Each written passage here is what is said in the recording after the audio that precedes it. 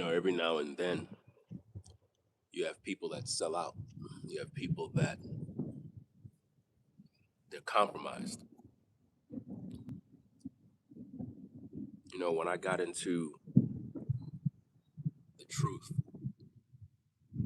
one of the teachers was GOCC. And like many men, I think over time, a lot of people switch up and they change. Money comes in, it changes them, lifestyles, and they don't have the same passion they once had. It's sort of like when you look at certain athletes when they were in college, they were hungry. They wanted to play at their best game. But once they got to that level of success, it becomes so normal, they lose the fire. So they end up selling out. Salute to everybody coming in the building. Be sure to hit the like button. Subscribe to the channel if you're new. We're continuing on with our conversation about the recent backlash of GOC leader Rakar, who was exposed by, I think, another guy. I think his name is Maestro. My bad if I got your name wrong, but I think he's supposed to be a producer or a cat that's a musician. And I first learned about the Maestro guy from Karatazar's YouTube channel. It was about probably like 2 weeks or something ago. I think he did a live stream. He was talking about a situation involving music and other ungodly practices.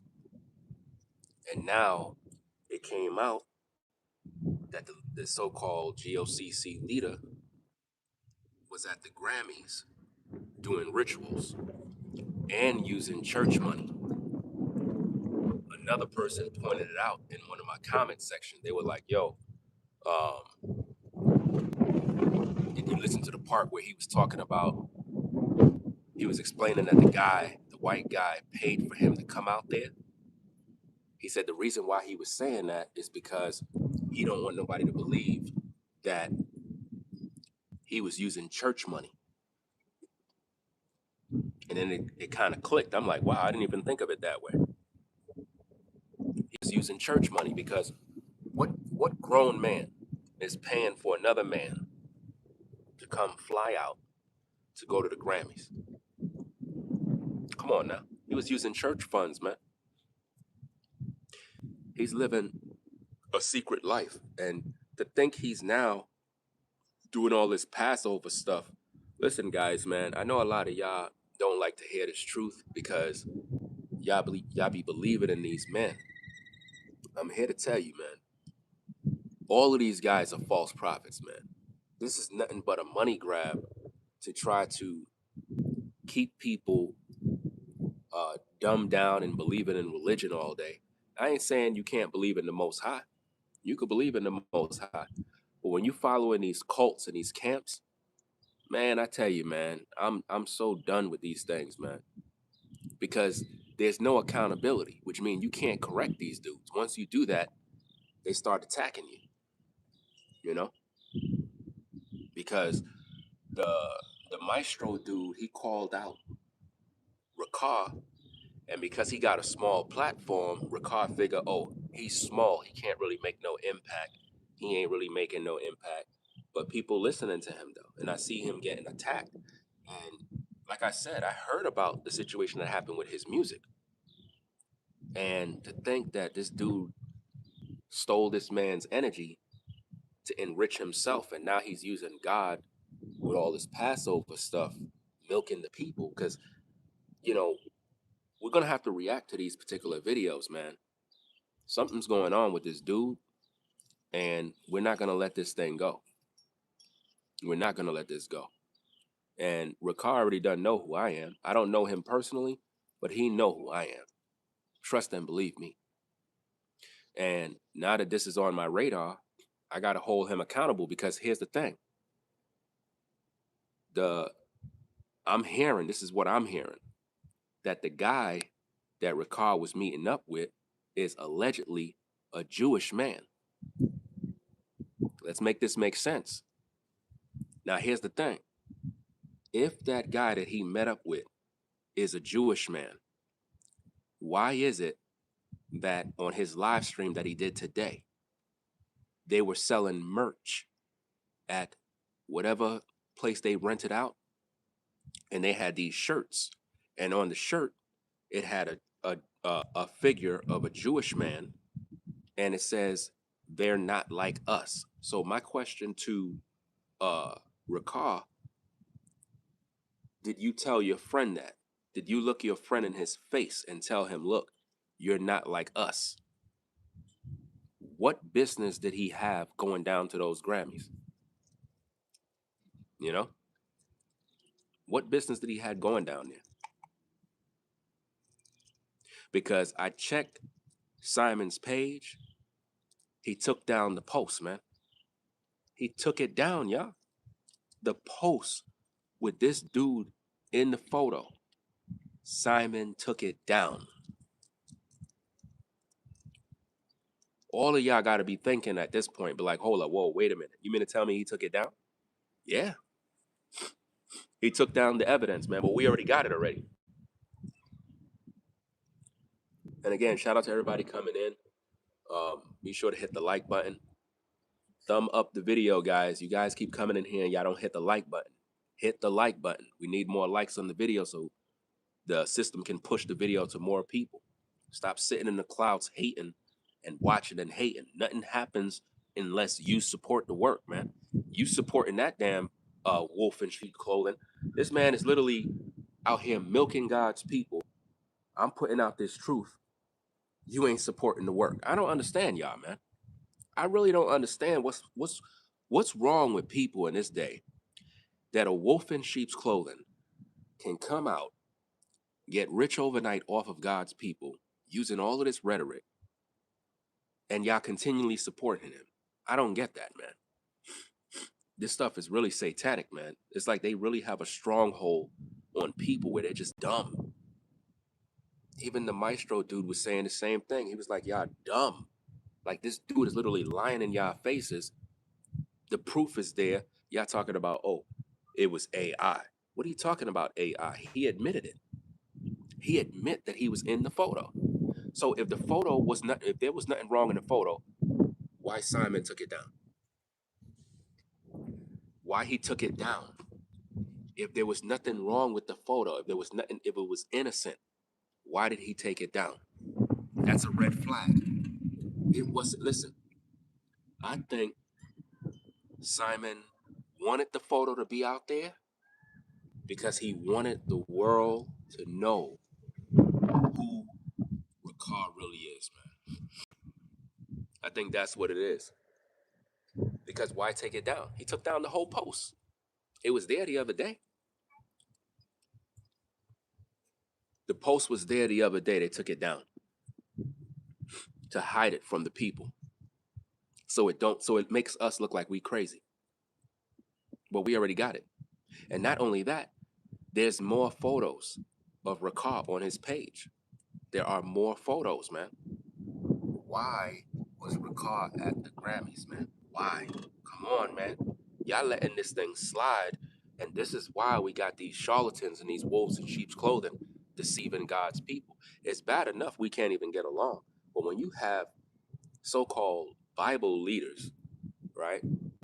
Self-appointed Bible leaders not taking accountability for being at the Grammys, knowing that they taught that it's a satanic ritual, and yet he's there with an alleged Jewish man that he claims is his longtime friend from when they were 17. That dude is his handler, y'all. How is he being funded? Y'all gotta peep this game, man. Are they keeping all of God's people dumbed down under these so-called elders and leaders? They always been doing this throughout history, man. Listen, every man of the Lord at one point was a good man. that would stand up, taught the truth, and wasn't out here doing dirt. But then they got so-called interested in the money side, and they got compromised. It happens to all of them. Like, look, I told you guys 1,000 times, right? In 1995, that was my first time being introduced to Christianity. And during that time, it was Creflo Dollar that was preaching. And I ain't gonna lie, the man was preaching the Bible. He was. He wasn't preaching prosperity back then, y'all. He was not. He wasn't. He was opening the scriptures. He was reading the Bible. He was preaching the gospel. That's what made me uh support that particular ministry at the time. But then he got compromised by Kenneth Copeland, uh, uh, all these other pulpit pimps, and he started preaching that prosperity garbage. And that's when I had to leave, because under that church, I was just struggling, broke, poor, losing all my money, all sorts of problems, giving all my money to the pastor, just blind, you know, not educated in the scriptures, giving all the pastors all the money. And I'm like, wait a minute, why the pastor's rich? Why the pastor is rich and I'm broke? And I used to always wonder that. Like, why is it that Creflo is driving around a Rolls Royce? I don't even have a car. I'm in the hood in the projects. Creflo live in a mansion. And I used to be online defending this guy while in the projects. Think about that, guys. While in the hood, because I wasn't always in the projects, but I was just in the predominantly black community in, a poor environment. And I remember arguing with people, defending these wolves, man. And when I had woke up, it was because of a lot of these so-called dudes that you see, the Hebrew brothers that you see in the streets. Back then, these guys used to be on the corners, on the highways and byways with their Bibles posted up. And they called them camps because they would camp out on a corner and preach. And they were reading the Bible, and it made sense what they were saying. A lot of the stuff they were talking about was making sense, and it was intriguing. It kind of caught my interest. And GOCC was one of the groups that I was listening to. I wasn't listening to them at first. I was more so listening to like GMS, um, ISUPK, Israel United in Christ. And this is when these groups were mad small. They weren't popular, but they were small, and there were some other guys too. But I pretty much was listening to everybody because I was just focusing on trying to get this knowledge. You know what I mean? That's all that was on my mind. I didn't care what was going on. So I would take information from this camp, information from that camp, and I would put it all together and kind of make up my mind on what I want to believe and whatnot. And what what made GOCC stand out was the fact that they weren't pushing all that racist stuff, like calling the white man the devil and all this other stuff. Even though you have white devils out here, you also have black devils too. So it's like I was always getting turned off by that, the hate that was coming through, because I'm not cut from that cloth. Even though there's hateful people in the world, I'm not cut from that poison, and I don't like it. So they always stood out to me as a group that was more grounded in making sure that when they preach the gospel or the word, anybody can come to the Most High, not just black people. Whereas all the other groups, it's like they would exclude everybody else from the barbecue. And I was always kind of concerned, like didn't the Messiah come to preach the gospel to the whole world, like not just us?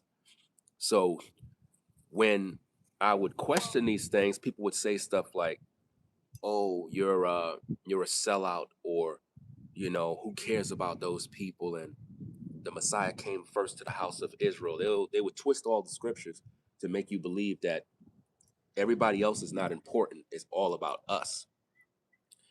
But GOCC, they was different. They were like, you know what? Anybody could come to the Most High. You know what I mean? They would focus on us as a people, but it wasn't a racist thing. So that is what made me look at them as a group that was more balanced at that time. And I feel that at that time, they were doing the work. And then once I got out of Christianity and I built myself up in the truth, I stopped watching everybody, because at that moment, I don't need to keep watching you guys. I mean, I appreciate the fact that a lot of these men put in the work to wake people up, but there's supposed to come a time in a man and a woman's life that once you learn how to tie your shoes, now it's time for you to go out there and tie other people's shoes and help them along the way. Not just sit there in a damn building talking about I'm attending church. I don't want to hear all of that mess.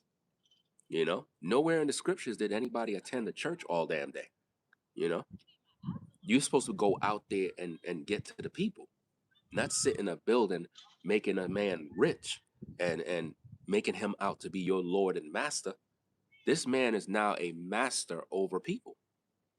You know, he's lording over God's people now. And it's to the point where you can't correct him.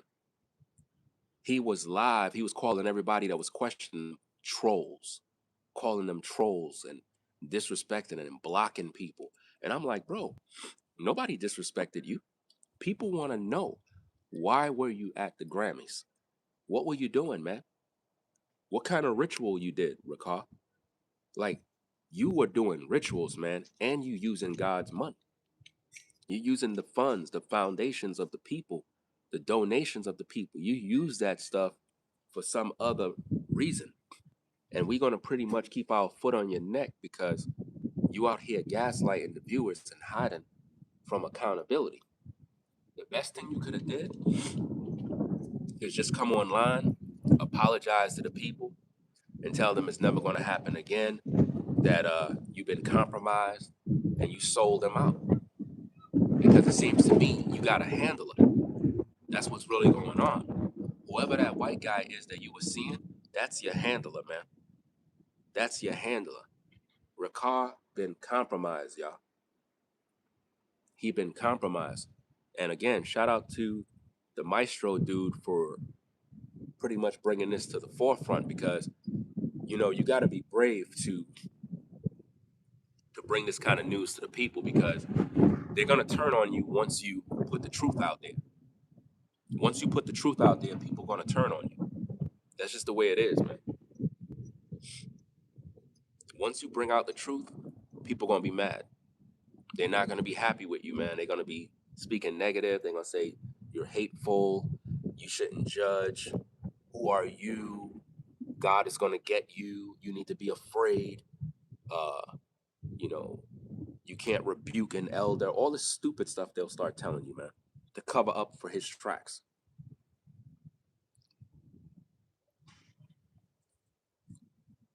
I'm tired of people defending these charlatans in these churches, man. I don't trust none of these people no more, man. None of them. Because all they do is lie and manipulate and keep you dumbed down.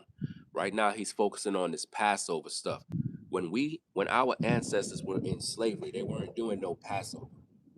Do you understand me? But these guys, they put it in your mind that if you ain't doing this, if you ain't acknowledging this, then you're off and you're gonna get judged by God. Listen, man, all this stuff is BS, man. I'm telling you straight, man. A lot of the stuff we've been taught, we've been lied to, man. And they keeping you dumbed down, keeping you occupied, doing a bunch of stuff that you don't even need to be doing, man. We're supposed to be taking care of our family right now. Supposed to be taking care of our health.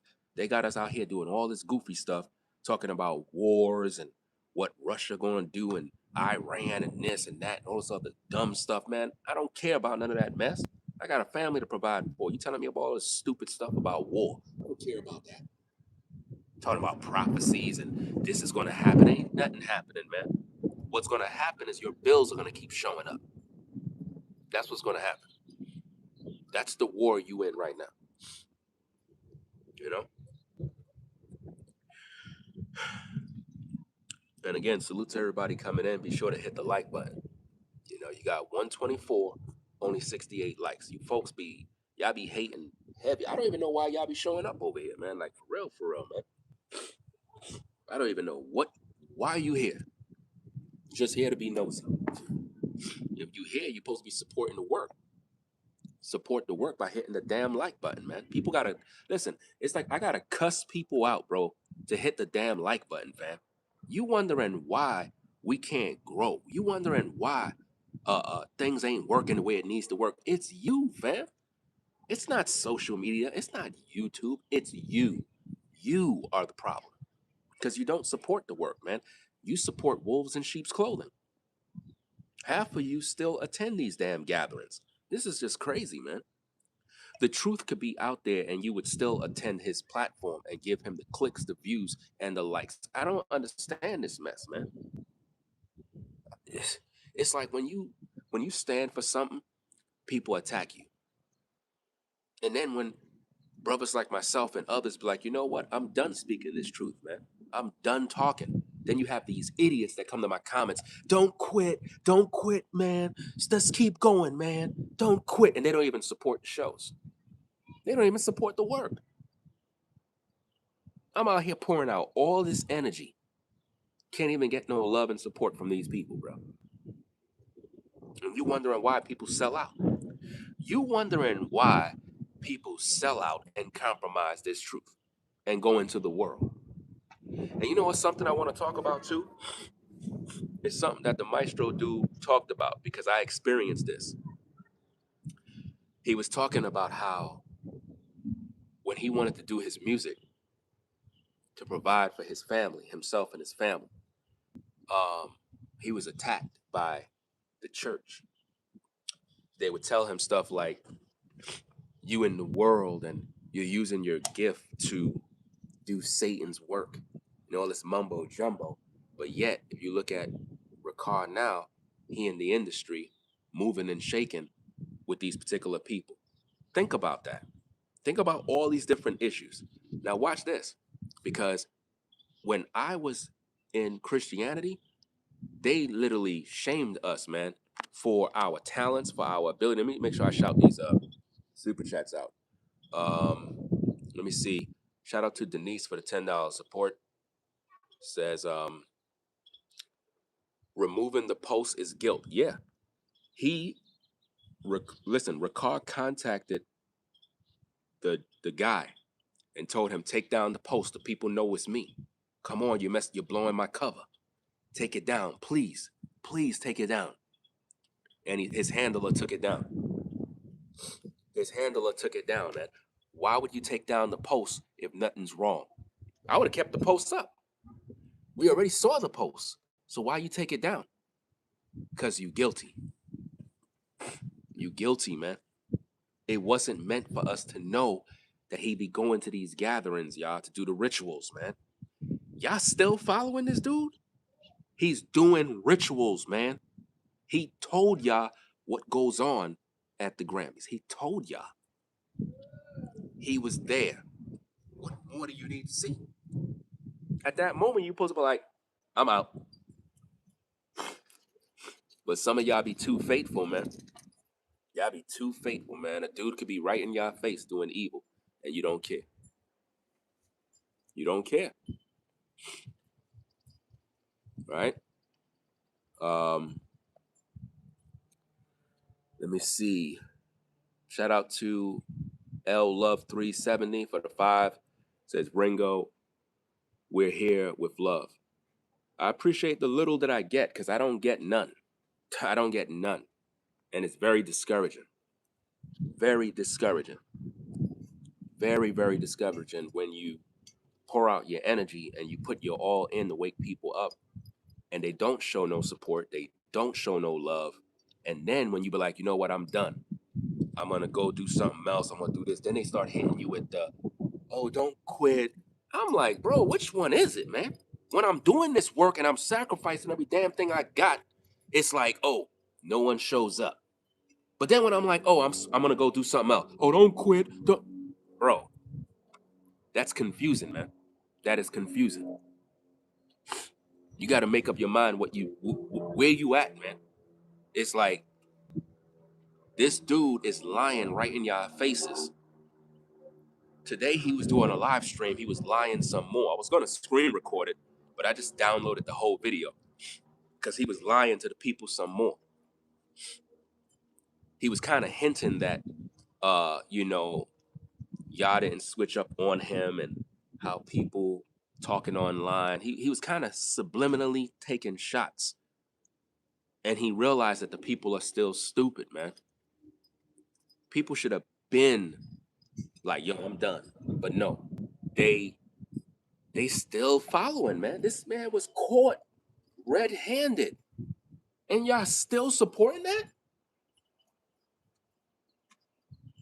It's that easy to deceive y'all, man. So all a person got to do is start a church and talk about the Bible, and y'all just automatically dumb down that quick. That's crazy, man. The guy that he went to meet is his handler. He had to report there for a sacrifice, man, a ritual. Ain't no telling what that man is involved in, man. And he smiles in everybody's faces on social media, but behind the curtain, he was out of town doing rituals, man. There's a dark energy on that man, man. You shouldn't be judging. You're judging. God is going to get you, man. I don't want to hear none of that garbage y'all be talking about. God is going to get this, and God ain't doing a damn thing, man. Y'all full of a bunch of damn hate. What y'all hate is when somebody speak the truth. That's what you hate, man. You like when people tickle your ears with lies. I don't do that mess. And you know what I noticed? Anytime you call out these frauds, somebody always want to tell you that God is going to get you. Them fair tactics don't bother me, man. Them fair tactics don't mean nothing, bro. I done suffered already. I done been through hell and hot waters, fam. I don't care about none of them threats, bro. I'm talking about what God is going to do. If God is going to get me, how come he didn't get the so-called man that put us in slavery? How come he ain't get him yet? Man, please. Telling me all that garbage about what God is going to do. God ain't doing a damn thing. And this is why I got to keep it a buck with the people, man. How many times have you heard people make threats like that?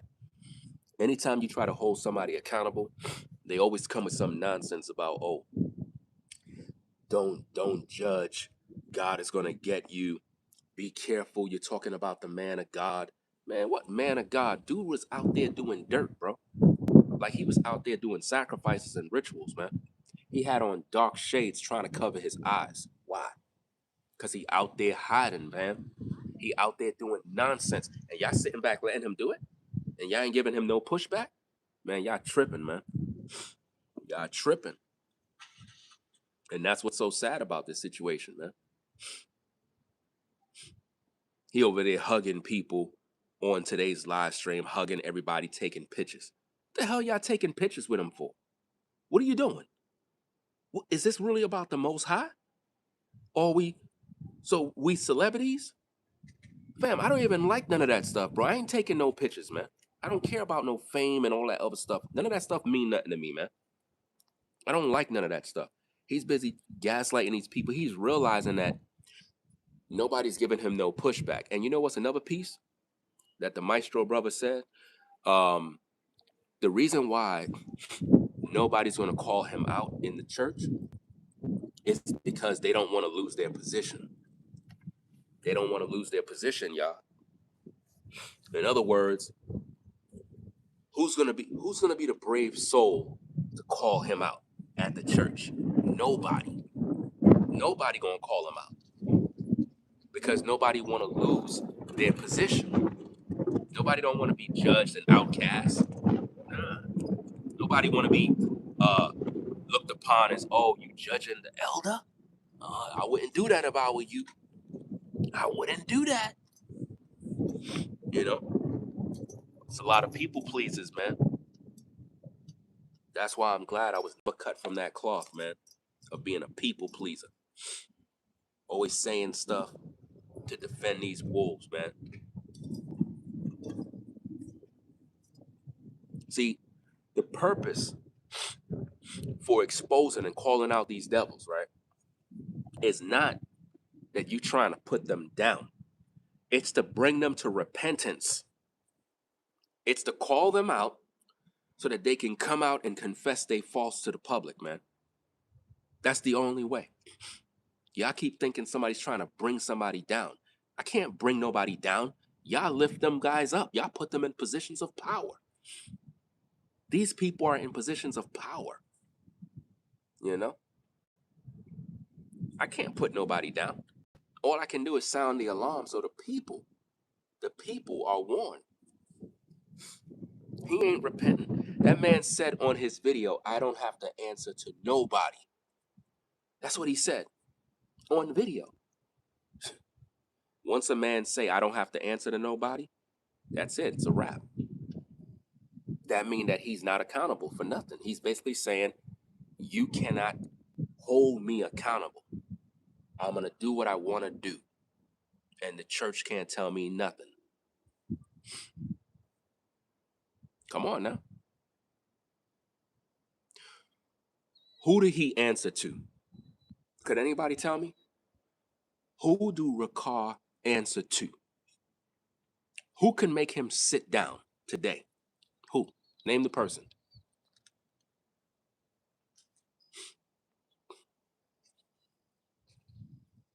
Come on now.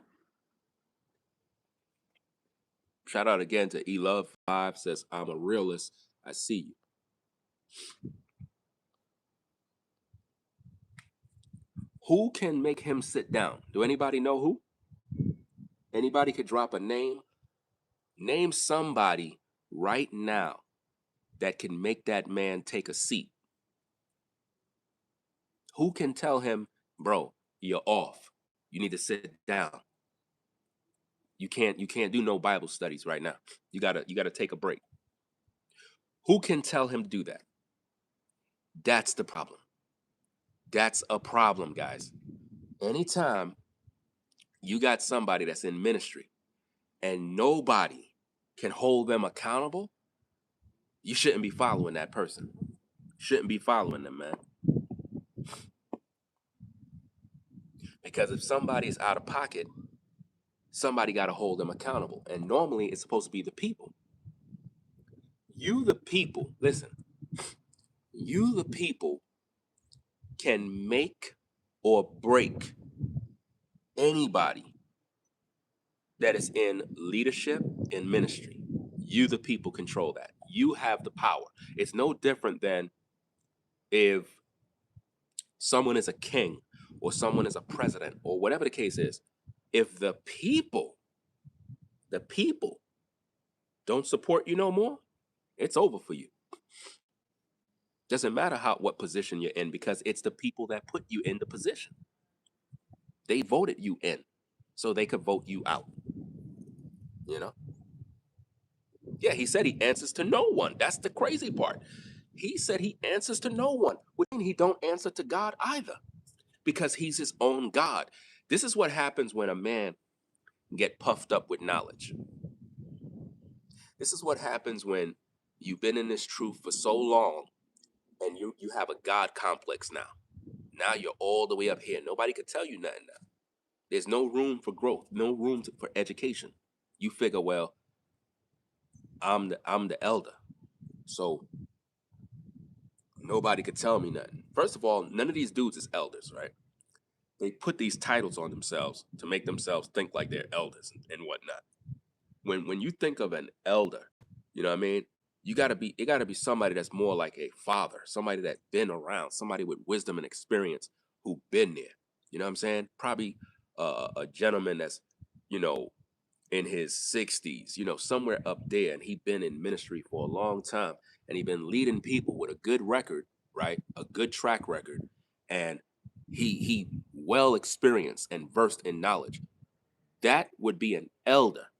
That's somebody you respect. It's just like if I'm talking to an older gentleman, I always treat them with the utmost respect because why?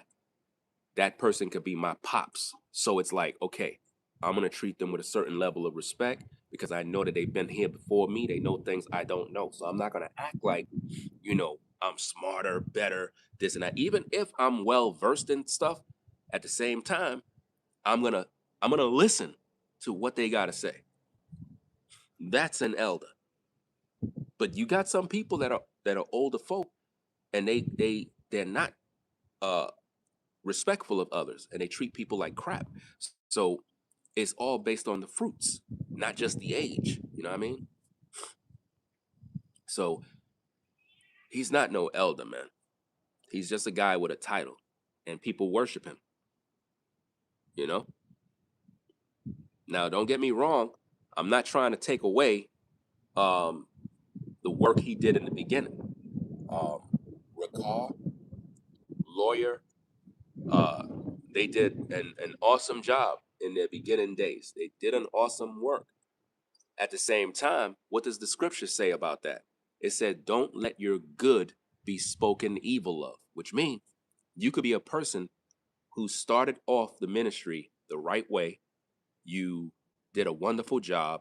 And then later on in life, you fell off.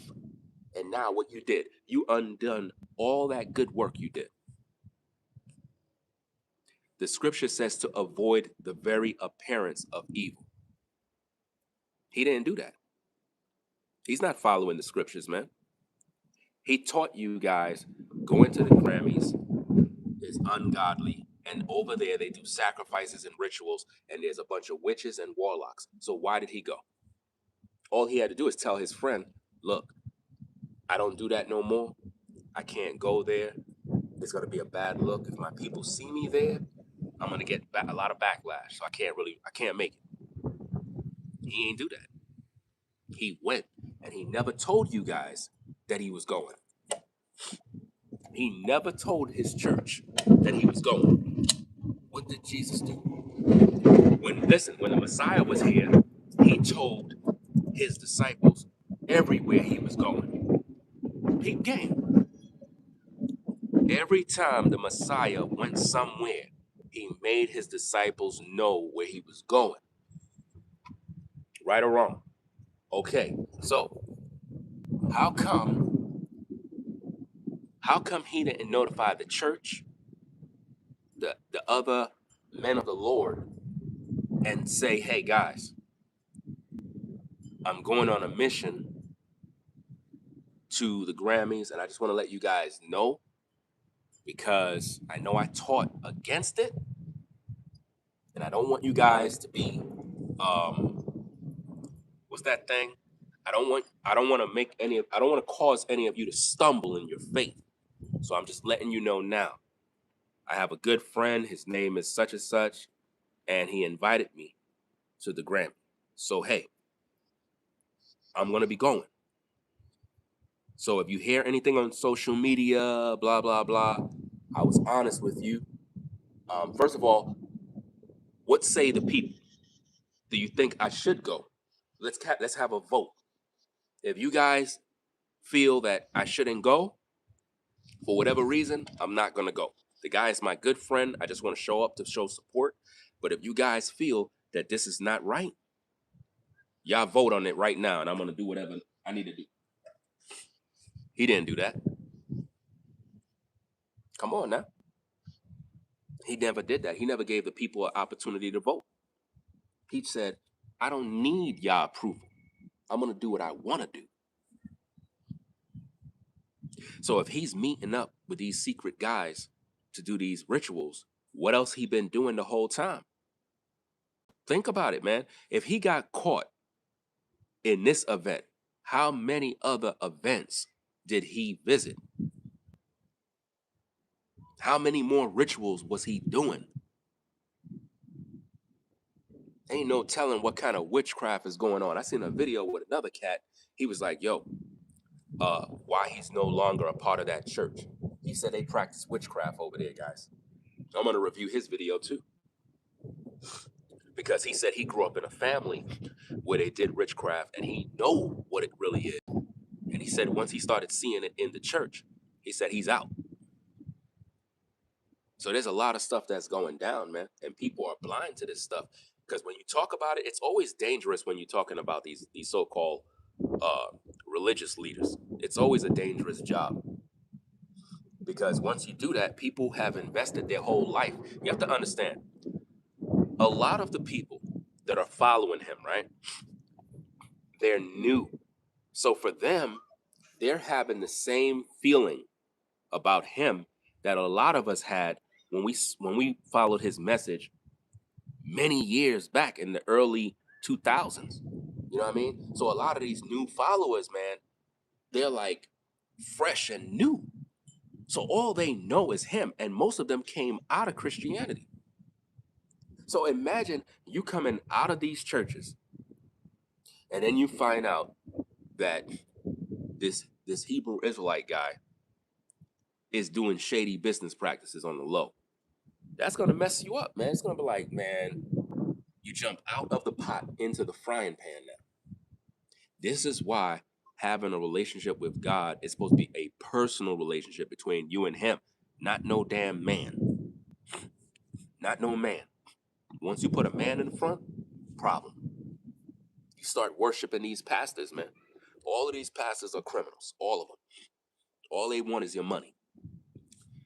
Take away the money from the church, the pastor won't preach no more. If God called a pastor to preach, right? Take away the money. Let's see if he preach. He ain't gonna be preaching because his motivation is money. His motivation is money. There are preachers out here that do preach and they never ask for money. People support and they donate out of free will, you know, because they know obviously he got to eat. You know what I mean? He got to pay bills. He got to do things. But I'm not talking about a dude who's on the corner preaching. I'm talking about a dude who say, God told me to build a church. So he got this building and then he's telling you, well, we got to pay for this building, y'all. I need all of y'all to chip in to give money. No, I'm not doing it. God didn't tell me to do that. If God told you to build this church and start this building, where the money at? He forgot to tell you he forgot to give you the money. So he told you to build it, but gave you no money, right? It's a scam, man. It's a scam. Why is it that on every corner there's a church? Every corner there's a church. There's a cross. These are all businesses, man. These are businesses, man, designed to take money, keep people dumbed down and stupid. Because if you got all of these churches, right, why the people ain't good? Why the people aren't loving, God-fearing people? Why?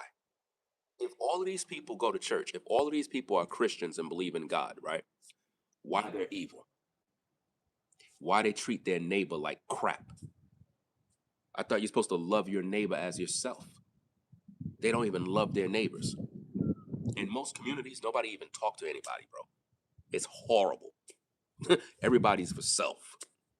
So everybody claim to be believers. Everybody claim to be Christians. But when put to the test, they don't show no brotherly love, no compassion, nothing. That's why I just stay to myself, man. Because people are fake, bro. Fake as hell, bro. And when you try to tell them the truth, they get mad at you. They think you're weird because you speak the truth. It's real sick, man. This man literally admitted to being at the Grammys and said he don't have to answer to you because God knows about him. Guys, y'all remember Bishop Eddie Long? Y'all remember Bishop Eddie Long? Bishop Eddie Long was just like that. He denied sleeping with those boys in the church. Remember them young men that was in the church? Bishop Eddie Long was sleeping with young boys in the church. When confronted about it, right? He denied it.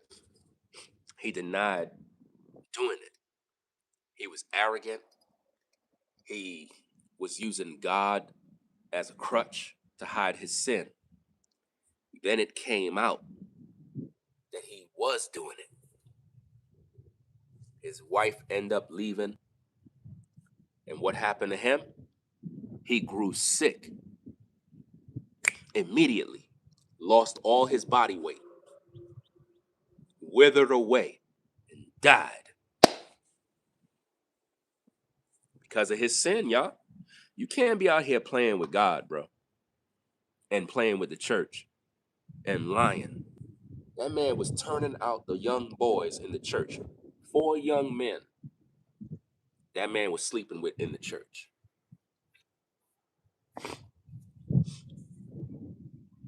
And lied about it. And people were there believing him. Many pastors was defending him. And then it came out, yeah, he did do it. Same way, you have this guy admitting what he did, and the church turn a blind eye to it.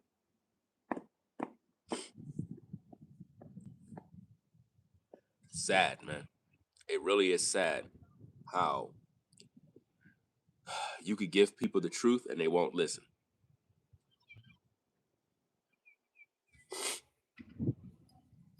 You could give them the truth and they won't listen to you, man. And again, hello to everybody coming in. Appreciate y'all stopping by. Be sure to hit the like button. We need these likes to match the views. If you're in the clouds, hit the like button.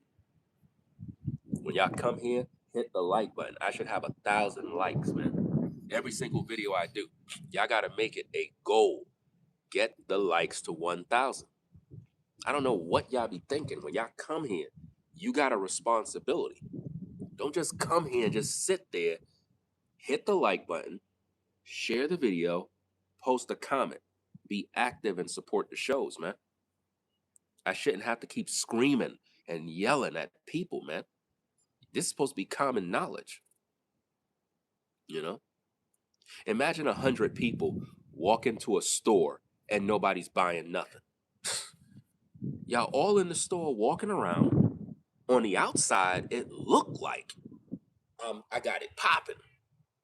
But I'm not making no sales. Y'all just window shopping. And then y'all end up leaving. Y'all taking up room for people that may want to come in the shop. They think y'all shopping. But you ain't supporting nothing. That's exactly how that looked. But you'll give all your money to Rakar. You'll give all your time, your energy to Rakar. And he out here making deals with the devil. He never told us his reasoning for going. He never said, hey, I went there for this reason. How come he ain't tell you? How come he never told you this is why I was at the Grammys? He ain't tell you. Because he was there for the rituals, man. Y'all don't want to believe that, but he was. I could see it on his face, man. He probably drinking blood, allegedly. Probably doing sacrifices. That's crazy because here's the thing. They're saying that his friend is allegedly a Jewish man, right? Well, if Rakar know who the real biblical Israelites are, why would he be meeting up with that guy? And did he tell that guy that he's not really a biblical Israelite? Did he tell him that? Of course not, because that's the guy that he get the money from. That was his handler. The white man is not going to invite you to come to the Grammys, man, if you're not a man who have sold out. He have to trust you, you know? He had to trust you. He trusts Rakar. to be a faithful agent. Because if the guy know that he's out of pocket, he would not invite him to those special clubs, man. You don't get invited, bro, to these special Illuminati Freemason meetings with witches and warlocks unless you're a warlock yourself. They would never invite me because they know I'm not that dude. I'm going to literally come online to expose the devil. So I would never get no invites, you know? But they invited him. So you got to question that. Why they invited him? For what purpose? Everything has a purpose. How much money he got paid? It's always about money, guys. Everything in life is transactions. Everything.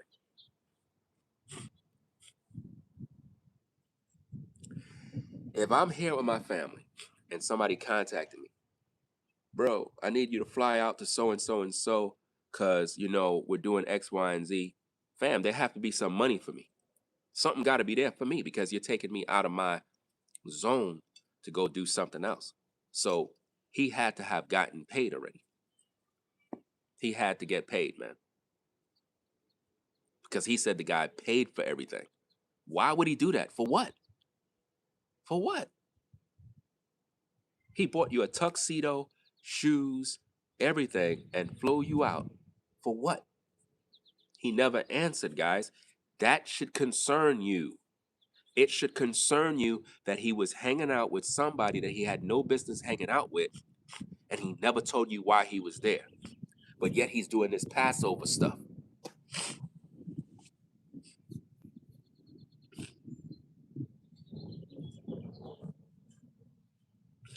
It's crazy, man.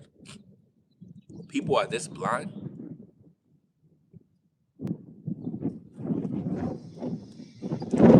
He don't even look like the same dude, bro. That's another thing. He don't even look like the same Rakar from back in the day. I understand people get older, I get that. But he don't even look like the same dude, bro. It's as if though he was compromised already, man. He was compromised. He don't even look like the same dude. And I'm really believing that a lot of us been deceived, man, for a long time. A lot of these guys, man, along the way, somebody approached them and they haven't been the same ever since. You know, they got connected with these people and they doing business. He was out there doing business, y'all. He wasn't doing ministry. He wasn't preaching the gospel to that guy. He wasn't at the Grammys telling the people about who the biblical Israelites are. He was on the shh. See, when Rakar is on social media, it's all about shalom, shalom, the Most High. But when he go to the Grammys, it's yes, sir. It's business. Where's the Most High when you're at the Grammys? Where's his Bible? How come he ain't have his Bible with him? Man, I tell you, man, y'all be following these damn charlatans. These dudes are actors, man. They act one way when they're in front of you guys. But when they're around them other folk, their Bible is not with them. They leave their sword home. That's what they do. They leave their sword home. And they continually lie to the people. He wasn't preaching. He wasn't teaching. And the guy put his government name out there too. He wrote it that's why he deleted it. Because his government name was out there. The white guy that posted the comment put his government name on the post. He did. He deleted it. Deleted the evidence, man. Why would you delete the evidence? It don't make no sense.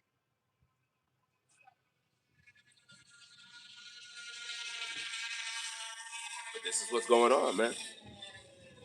People are out here being misled, being lied to. That's what they're doing. And I don't like it, man.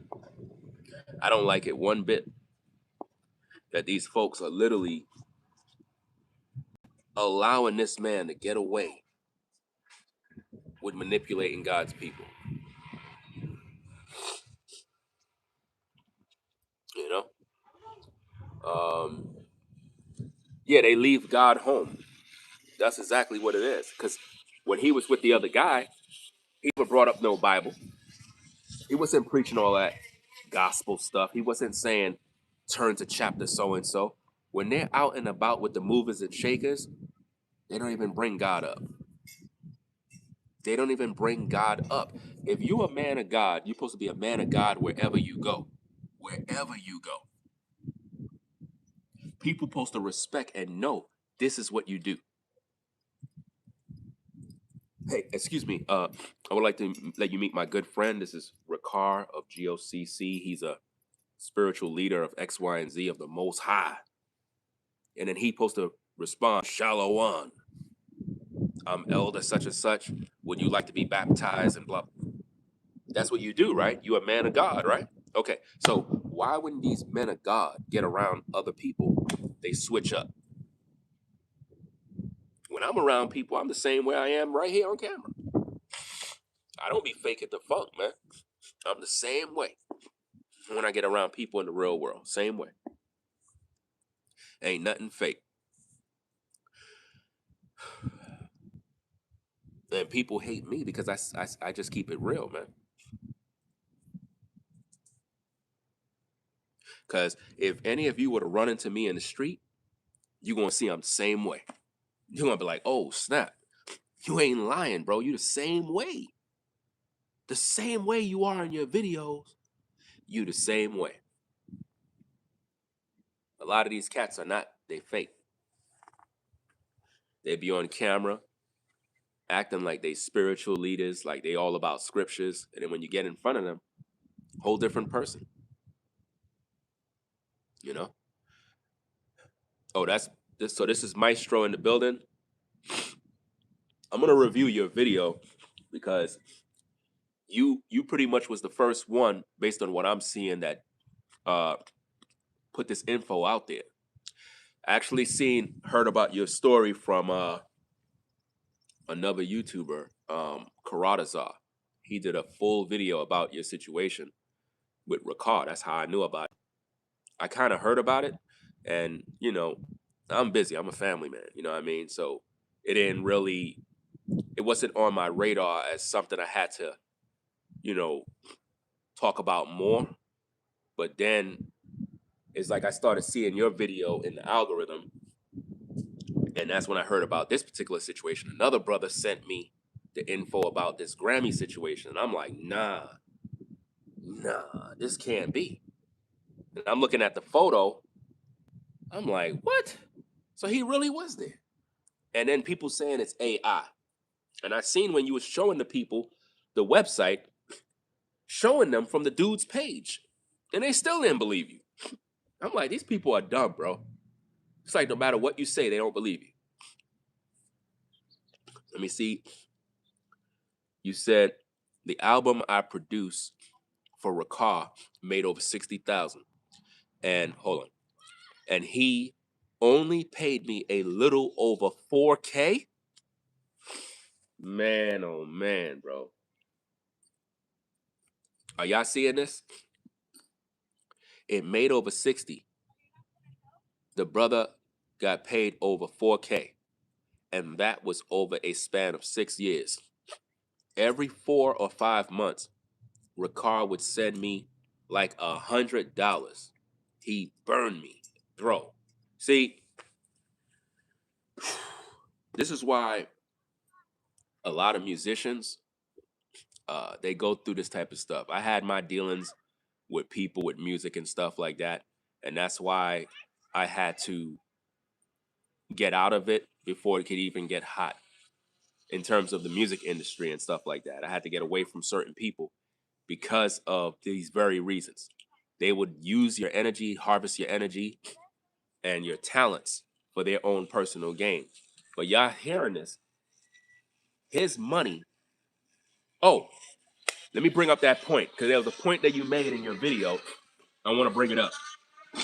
I never got to clarify what I wanted to say. When I was in the Christian church, right, I was, you know, always talented with my music, and I had opportunities that was presented to me that could have made me a lot of money. Most of you may not know this, but I should be a millionaire today if I would have went through with those opportunities in my early 20s. I literally turned down a whole load of opportunities, man, that could have made me millions of dollars because of religion, because of these church leaders making me feel like, oh, you're using your talents for the devil. And I'm out here struggling, bro, struggling to make money, bro. And I had all these opportunities I could use my music for. And they kept telling me, oh, you doing this is of the devil. You shouldn't be doing that, all this other stuff. And I'm like, bro, this doesn't even make no sense. So I didn't use my gifts during that time. I just didn't, because I felt that I was doing something wrong. And Maestro was saying that in his videos, that there's a lot of brothers that could be using their gifts to earn a few dollars, man, to take care of their families. And because of religious leaders, they won't do it because they're fearful, like, oh, the Most High going to get me. And yet, look at Rakar. Look what he's doing. He's moving and shaking, doing business with these dudes in the industry. It's helping him. He's benefiting. He's earning money. You know, I could have been rich, y'all. I'm talking about rich, bro. I could have been making soundtracks for movies back in my 20s. I could have been, doing tracks for different artists. I had artists that was hitting me up, and I was like, I was turning everybody down, bro. I was turning everybody down, man. Looking back, I turned down many different people, guys. People that if I would name their names, you'll be like, what? You did what? Bro, you tripping. Fam, when you under religious control, when your mind is brainwashed and you really believe these leaders and these pastors, you imagine having all these gifts and talents and you're not even using them because the church told you if you do this, you're playing with the devil. That's what I was doing, bro. So I know what he's saying about being a musician. And listen, if you're a musician and you're listening to my video right now, use your gifts and talents to make your bread. Do it. Do what you got to do, man. Because a lot of times, the reason why they don't want you to use your gifts and talents is because they're jealous of you. They're jealous of you, and they know that you could be successful, and you're not going to need them. That's why they make you feel like if you use it, you're guilty. It's because they're jealous of you. You know? It says, yep, Simon took the picture down. Rakar's son told me his dad was at the Grammys last week. Wow. Before the photo was sent to me Wednesday. Okay, so you were the first one that dropped the photo then. Because another cat that sent me information, he had sent me the link to, I think it was your video and that photo. So that's how I knew about the situation. So based on what we're all hearing, nobody was supposed to know about him going to the Grammys. It was supposed to be a secret. It was supposed to be a secret. Nobody was supposed to know. That leaked photo, nobody was supposed to know about it. But see, the Most High made it come out. See, here's the thing, man. As a man that been in this truth forever, man, there's a lot about the Most High I just don't know, man. I don't know how he work. I don't know how he do what he do. I get frustrated all the time. I'm always asking, why God, why? When God, when? Why me? Why I gotta go through this? Where you at? why I'm down and out. And I'm like, I'm looking at this situation. When he exposed people, man, he make it known. He made that photo get leaked. He made the photo get leaked. We're not supposed to know. And look who he made bring it out. Look, Rakar did Maestro dirty. Dirty. God allowed this situation to come out so that he could be used to get the message out there. That's why when I did my video yesterday, I said I knew who the name was, but the name kind of slipped my mind while I was doing the video. But I said there's another brother who put the information out there first. I just didn't have his name. So he's in the chat. You know what I'm saying? Make sure you support his video, subscribe up, and all that other stuff. And again, I heard about his story from Karadazar. That's the first that I heard of the story. I didn't hear it from his platform first. I heard it from Karadazar. He was up late one night doing a video. I'm like, let me see, because I'm always looking to see what people talking about when I'm working in the house. And I heard the story about him stealing this dude's music. And that stuff bothers me because it happens a lot. People use other people's talents, they steal their energy, and they make all this money off of your work. And I think in the video you had Rakar singing a song, and the brother was like, yo, that's my music, man.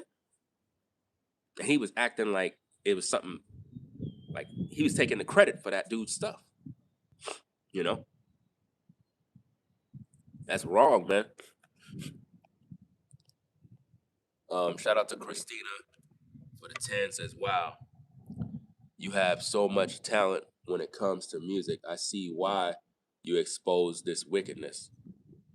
You have to understand, a lot of musicians, we've been taught by religion not to use our talents in the world. There's a way, and Maestro was talking about it too. You could be a brother that's with the Most High, a sister that's with the Most High, and you could still do business. Listen, guys, we bank with the world, right? We shop at grocery stores, which is worldly, right? We work for worldly companies, right? You have a 9 to 5, you go to your job, right? Okay, so you could be a musician and still do business with the world. That doesn't make you an unbeliever. You're just using your gifts and your talents. I was taught that if you do that, you're wrong. And this was from my early 20s. From my early 20s, I was brainwashed by the church to not use my gifts and talents. Does that make sense? I'm like, why do I got these talents for if I can't use them? Why would God give me these talents and these gifts and I can't use them? I remember in the church, Creflo would be like, music, music. And now look at his daughters. His daughters is full of the devil, bro. Creflo Dollar's daughters are full of the devil. His daughters are like this. Y'all know what that means, right? And their music is of the devil. They be in strip clubs. They be out doing all sorts of evil. I'm like, bro, this stuff is just wickedness, man. Pure wickedness now. And I never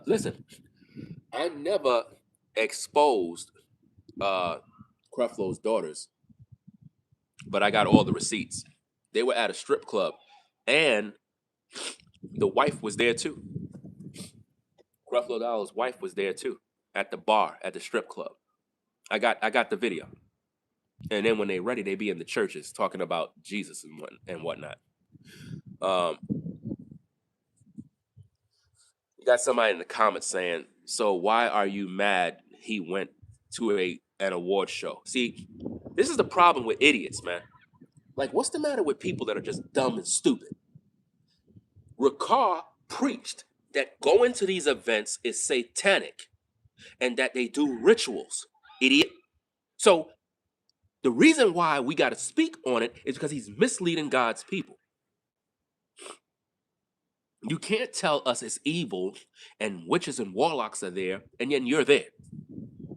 That's hypocrisy. Give me a minute.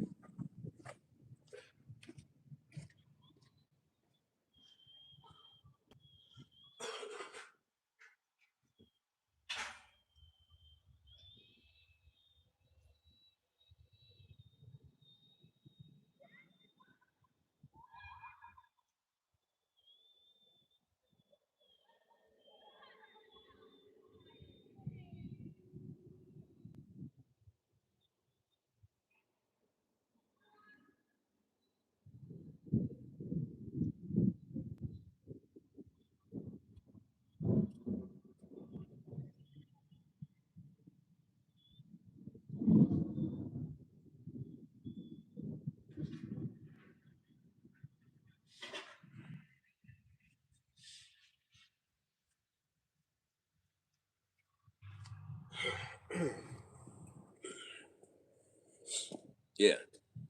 So let me get back to this thing here. We'll worry. Let me make sure I shout out these super chats. Did I get everybody? Oh, shout out to E-Love again for $2 support. Says stand on you. Make sure nobody else.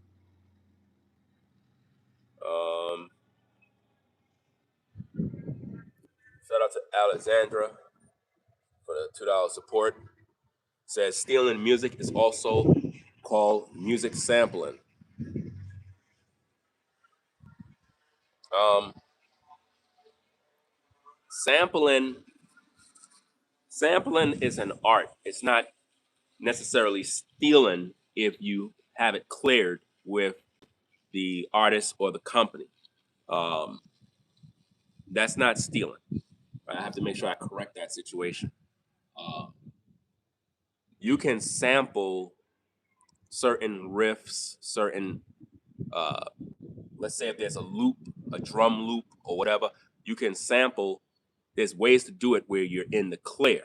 Now, if you're sampling something that is obviously stealing someone's entire flow and style to the point where we know where you got it from, and you just use it without clearing it with the companies and all of that, then you're stealing. But if you sample and you're trying to monetize what you're doing, you have to get that situation cleared. It's only stealing if you are enriching yourself off of someone else's work, But sampling is an art that people do. It's a creative art. There's certain people that know how to sample, and they sample so good, you wouldn't even know they sample because they're really good at it. A lot of that goes on in hip hop.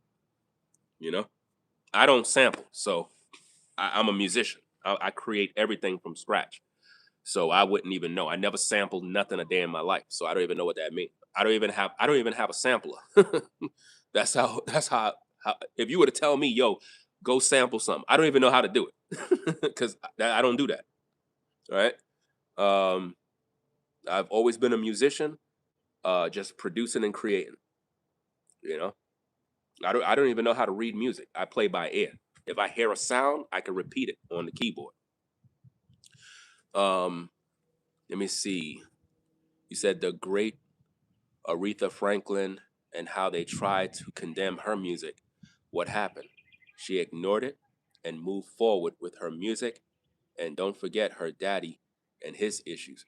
Happens with a lot of people, man. A lot of musicians have, first of all, I believe that musicians hold a special power that God gave them. And we're highly sensitive people. We're sensitive to sound, energy. We could pick up on people that are good and evil. We understand how to change the moods of people. I could hit the keyboard in certain chords. I can make you start crying. I could play music and I can make you start shed tears. You understand? Easy. I know that I know the tone, the frequency, to the melody that's gonna make you become emotional and start to think about things in your past, and it'll make you literally cry. Or I can make you get hype. I could play something and it could get you full of energy and you be ready to go to war. That's why it's a powerful tool and you have to be careful with it, you know? That's why when they do movie scores, they hire certain people. Like, I'm trying to remember the composer name, the one who did the score for Transformers. Man, brilliant composer, man. Brilliant. Listen, the Transformers theme music, powerful, powerful.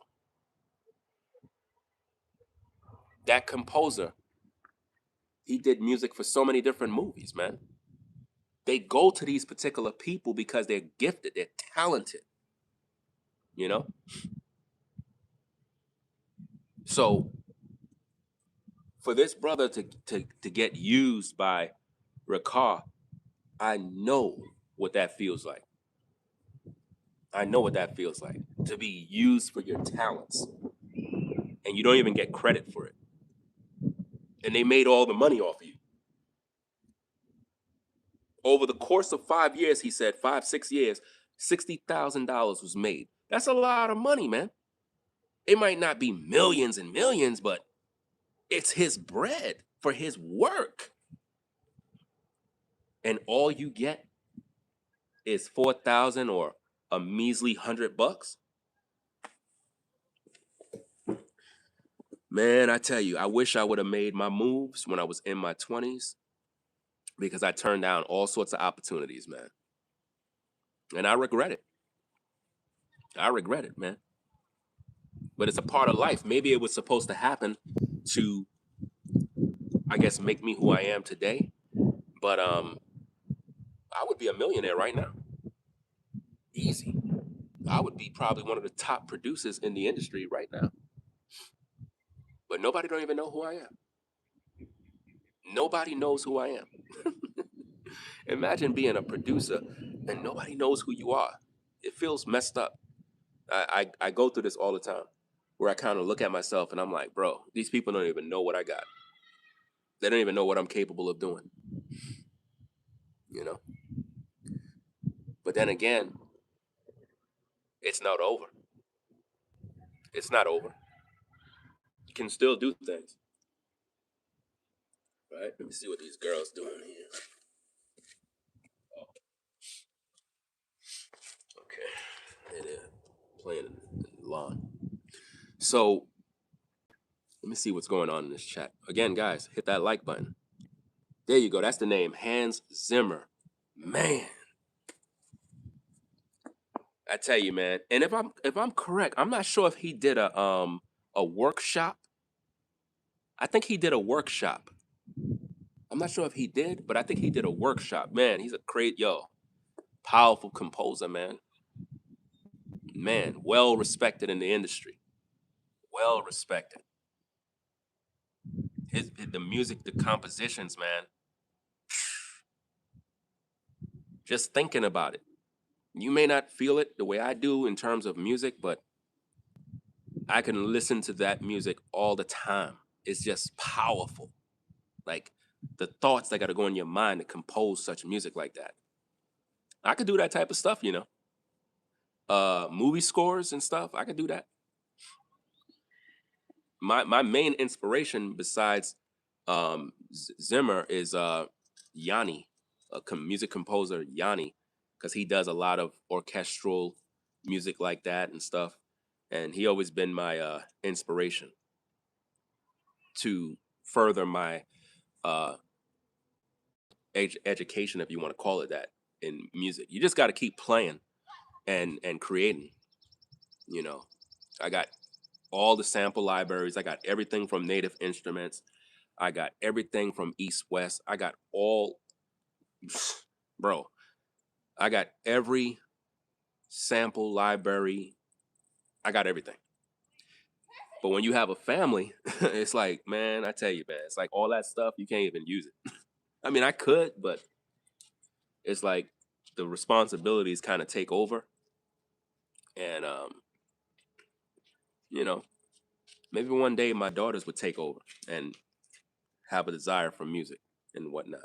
I mean, none of them really focus on music right now. They more into like art and stuff. But you never know. Sometimes the music bug will get them later on in life because it's in them. They just don't know, but they got the gift. It's in them, you know? Let me see.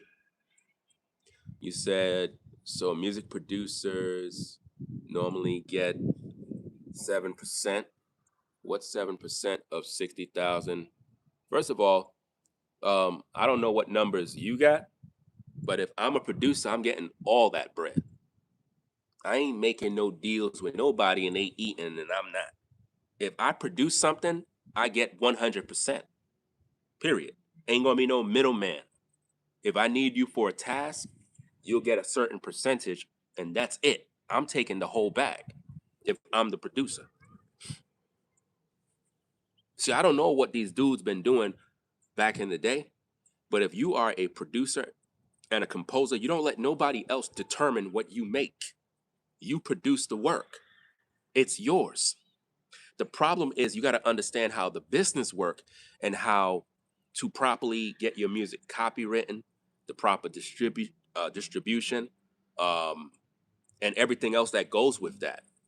Because if you don't have that, people could be playing your songs on the radio. People could be have your songs playing in venues, and you ain't getting paid from that.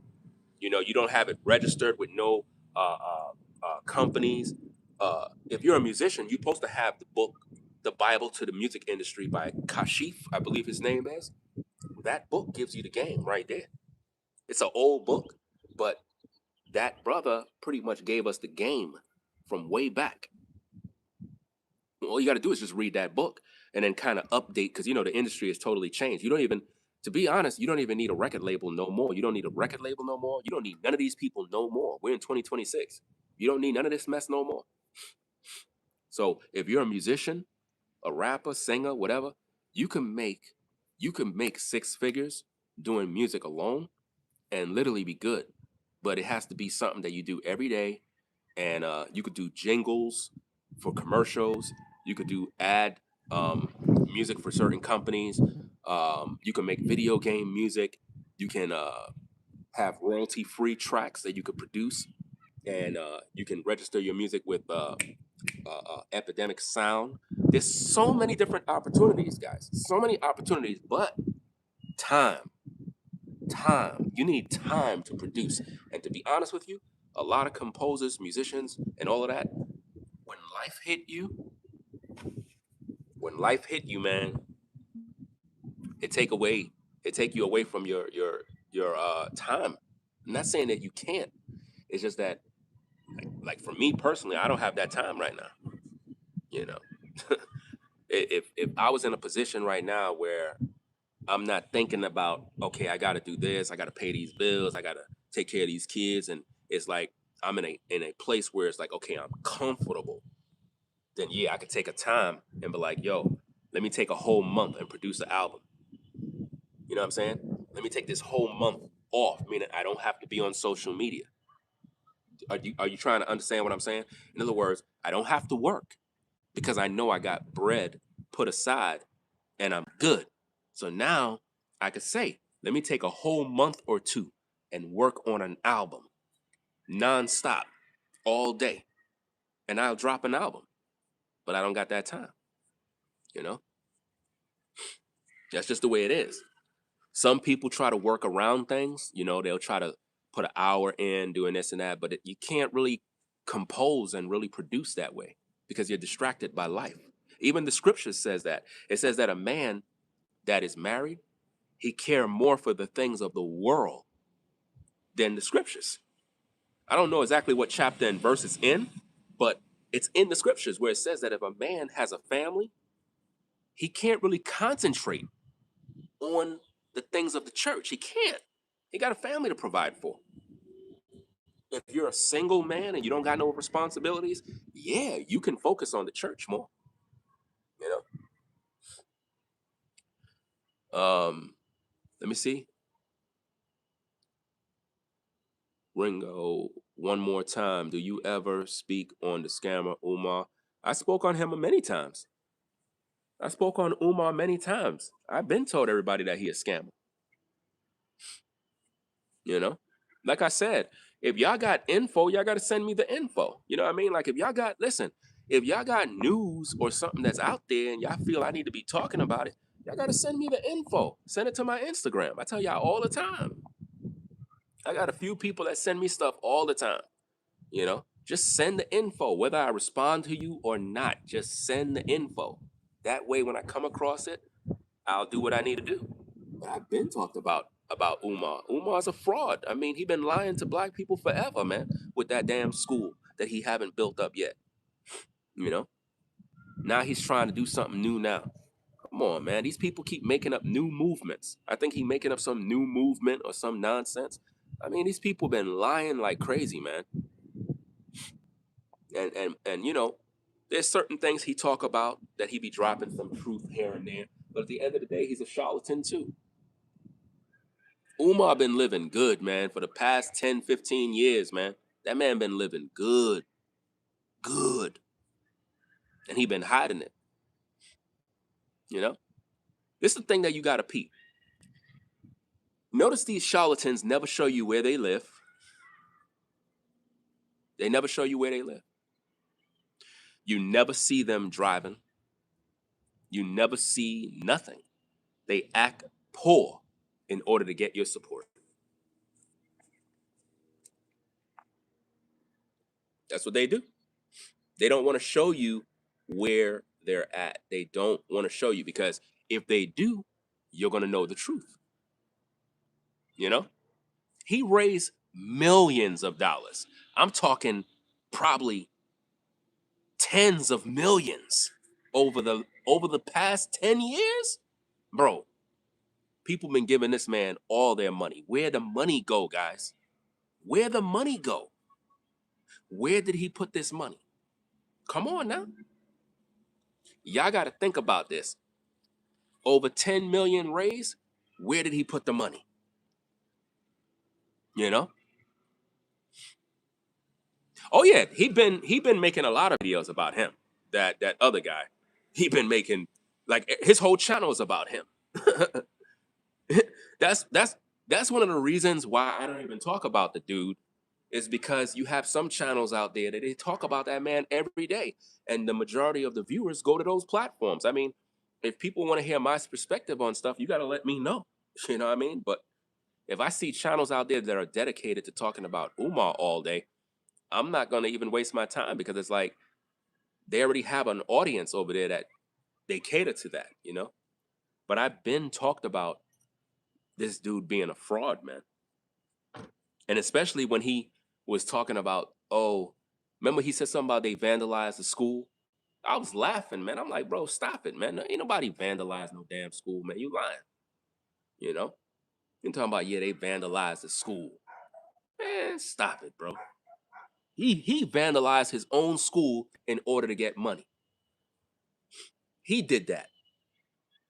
Ain't no where the cameras at? Where the cameras at? If you have a school, you don't got no cameras? Come on, man. Where the security? He lying. He did that himself in order to get money. That's what he did, y'all. He did it himself in order to get money from the people. You know?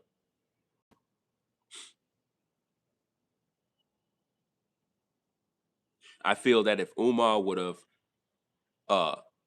been truthful with the people and been accountable, nobody would be exposing him. Nobody would be talking because why? They see that he's being correct with the money. When people support me and they say, hey, bro, here's a few dollars. Go take care of this. Go take care of that. Bro, I do exactly what's supposed to be done with the money. You know what I'm saying? I do exactly what's supposed to be done with the money. I send people receipts. I be like, yo, I purchased this. Boom, boom, boom. Here it is. And show. That way the people trust what I do. Because a lot of times people gave this man millions and he never showed nothing. Where all the money? Where it go? Guys, $1 million is a lot of money. They sent this man millions. And he's still talking about a school. Guys, we don't need no school, bro. We don't need no school. What we need is to come together as a people and learn how to support one another. That 10 million went into an offshore account and he basically got a retirement plan set up. He good. Y'all got played. You know?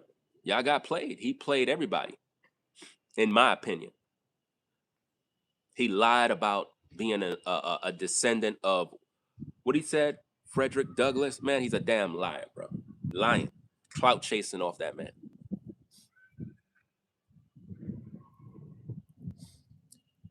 He said, what? The school is opening and, man, that school, nobody, listen, all them kids done grown up already.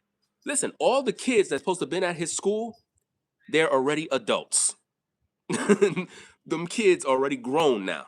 They already done started having kids. By the time that school open up, guys, we gone. That school never opening up, man.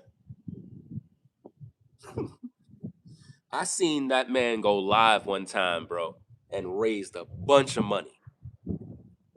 A lot of women give him money, to be honest. A lot of women. They've been giving him a lot of money. And I'm not here pocket watching and hating on somebody earning money. We all want to earn money. The problem is, I don't like when you guys make it difficult for people like myself to earn a living when I'm honest with the people. And yet, charlatans and wolves, you give them all your money. It's amazing to me. Like really? You giving him all your money? It's just like this other crazy woman on YouTube talking about send her 3.5 million. I'm not giving you nothing. You got sued, you lost. It's time to pay up. You know? Stop going out there lying on people and you'll be good. It is what it is. You know? I remember there was this one pastor, right? He got on TV and he was like, yo, we need a plane for the church. The plane costs $16 million. He telling everybody to donate all their money to buy a damn plane. I'm like, bro, you gotta be kidding me, bro. With all the problems we got, you want us to give our money to pay for a plane? I'm not gonna be in that plane. Why am I doing? Oh, we need it for God's work to fly around to do the ministry. What? Bro, we don't need a plane. Just go on YouTube and go live and tell everybody to tune in. You don't need these things. That's what I keep saying. With technology, you don't need a plane to be flying nowhere. All you got to do is go live and make these people tune in. The reason why they want the plane is because they set up these meetings where they can make money. That's all it's about. These churches cannot make money unless you're in their building. When you're in their building, guys, let me explain how the scam works. This is how it works. If you were to take somebody like Creflo Dollar, right? Put him in the streets and make him preach. Do you think he can make money doing that? No. They want you to come to these churches because in these churches, they play music. Again, the power of music can control the mind. It can control your wallet too. They play this music that puts you in a trance. You become overwhelmed with emotions. It put you in this move of the presence of the Lord is here when the presence of God is not in the church. It's the music that put you in a mood that made you feel goosebumps. God is not in the church, bro. The scriptures tell you that the Lord is not in these houses made with hands. He's not there. You know? So when you think about this, they put you under a trance with music. Then they tell you all this stuff to brainwash you, and then they get the money out of your pocket. That is how they always been doing it. That is why these pastors need these planes, because they fly out just to pick up money. I've been in church meetings, guys, where the pastor have this bucket passing around the church all day collecting money. Put a one in the chat if you've seen my videos where I expose these damn churches where they had the pastors running on money in the church. Put a one if you've seen those videos, them old videos of mine where I showed these pastors running on money on the church, Creflo Dollars and the what's the other guy? Leroy Thompson, where they were running on money on the stage. I was at the meeting, guys. I was at that meeting. I was the first to post that. So if you see that anywhere, I was there. That's when I was in that religion, bro. I was watching this with my eyes and I'm like, why are they running on money? What the heck is going on here? They worship money. That's what made me left them churches, man. Because here I'm like, bro, I need some money. They over here dancing on money. I'm like, this is idol worship. They're worshiping money. They were not worshiping God, man. So I knew something was wrong. I knew something was wrong. You know? Yeah, Leroy Thompson. He always saying, money cometh to me now. That's all he say all the time. And I'm like, bro, this dude is crazy. He still say that. That man is old and gray. He's still on YouTube right now saying the same thing. He's still on here lying to the people for money. That's all these pastors and preachers think about is making money. They don't care about the people. They never did. They never cared about the people, fam. You said repost it. If y'all want me to start reposting some of my old content from the classics, I could do that. I could post some of that. I could even react to some of the old stuff. I know it'll definitely bring in an audience because those are the classic videos, man. Them videos is what made my mark on social media because I was the first to expose these pulpit pimps from back in the day. You know? Let me see. Yeah, so getting back to this this charlatan, Rakar. Those of you that probably joining in, I know sometimes we go on little rabbit trails and whatnot. That normally always happens. But we was talking about how Rakar made Simon, or whatever his name is, he made him delete the posts of him being at the Grammys to hide it from the people so that y'all won't know. He hiding his tracks, guys. He's hiding his tracks. Y'all peep the game. Peep the game, man. A leader is supposed to be accountable for his actions, guys. He's supposed to be accountable, but he's not.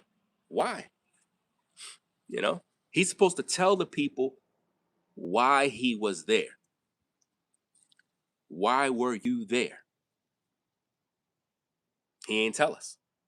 He said he don't have to answer to none of us. I'm like, oh, really? Okay. You don't have to answer to the people that supported your ministry? That's interesting to know. That's crazy, man. Basically, he's saying only God can judge me. Anytime you hear somebody say that, only God can judge me. That's a false prophet. That's a false prophet. There's false prophets all over, guys. All over. Once somebody come up and be like, hey, I'm a pastor, I don't believe you. You're from the devil. I don't want to hear none of that stuff about you're a pastor. I don't believe that. You a devil. When I hear somebody say I'm a pastor, I hear I'm a pimp. That's what I hear. Pimp. Yeah. Because that's what they're doing. They're pimping the people. Take away the money. Let's see if they preach. Let's say you attend the church right now. I'm not saying stop attending the church. If you want to go to church for to bring you peace, to I guess make you feel like you're closer to God, and it's something that you've been doing for a long time, then continue to go. If it's not hurting you, if you know, if it's not hurting your life in a negative way, then by all means, do what you do. You know, I don't recommend people go to church because you don't really need to, but if it brings you a sense of peace, if it makes you feel good about yourself and it keeps you going, then I don't see what's the problem, you know. But if a church is taking your money and they're teaching false doctrine and lies, you need to leave. You need to leave as soon as possible because they're lying to you. Let me see. Shout out to E Love again for the 5. Says the scammers are everywhere on YouTube. Tell me about it. I watched this video on Instagram. I got to do some reactions to these Instagram clips. There's a lot of Instagram clips I got to react to. I got them saved. A guy was saying that there's grifters all over social media right now. Grifters like crazy. and he was breaking it down. It was a short clip, but I talked about these things, but it was interesting hearing him say this. He was like, yeah, man, in every field, you got grifters, from dating coaches. They'll teach you about dating, right? But they don't got no relationship. You have these financial experts on YouTube, but when you look at them, they don't even have a business. Everybody's grifting. You got pro-blacks acting like they're pro-blacks, but they're really not. They're just grifting to make money. I'm serious. You got a lot of these groups, man. That's why a lot of y'all got to be careful with who you listen to on social media, because some of y'all be attached to stuff, and the person you watching is a grifter. A grifter, they're not true. That's why I try to be as honest as I can, because social media made it easy for people to copy other people. It made it easy to copy, to mimic others, and run a grift in order to take advantage of weak-minded people. I could be as real can be, and people still get mad at me. And then they'll go listen to the fakes. I could show them who's real, tell them what's real, and they get mad at me. Absolutely crazy, right? The hell I put that stuff? Did I leave it inside? I think I probably left it inside. Let me see what we got.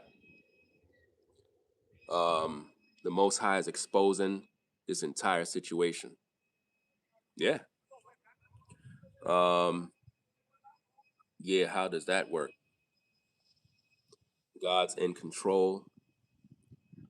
I mean, I hear what you're saying about God is in control. At the same time, it's us that's in control.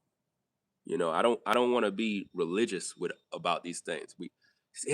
You have to hear me out, right? If God is in control, right? Now watch this. Hear me out.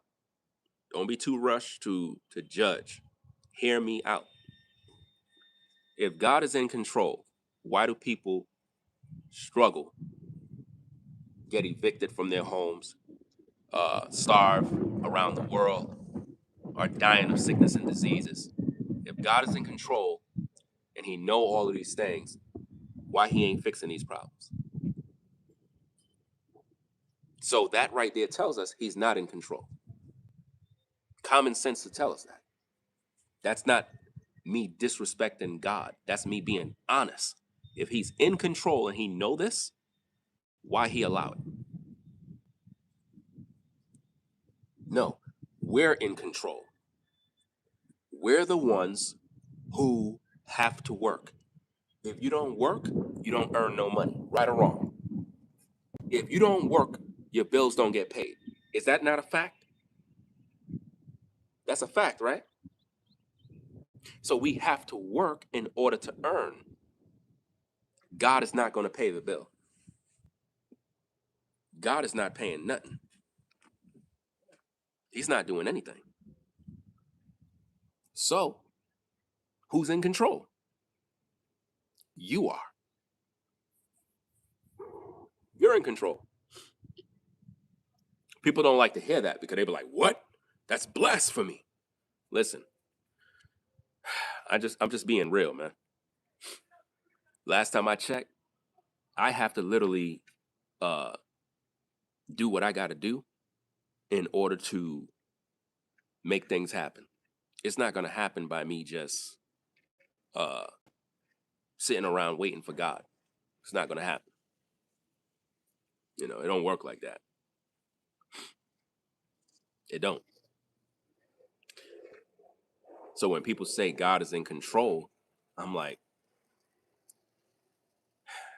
control of what? The weather? Okay, yeah. Control of the weather. Control of certain aspects of the universe. But when it comes to your life, you are in control. Just like when you're driving your car, you are in control. If you go a little bit to the left, when going into your garage, you may break your mirror. you know? So you're in control, not God. We like to say it because it sounds good.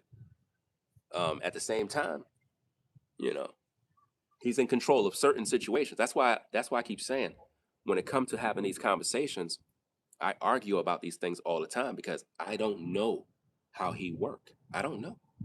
That's why I don't act like I know it all. I'm not going to sit here being religious, man. I don't got time for that, man. I don't do that. That's you're lying to the people, you know?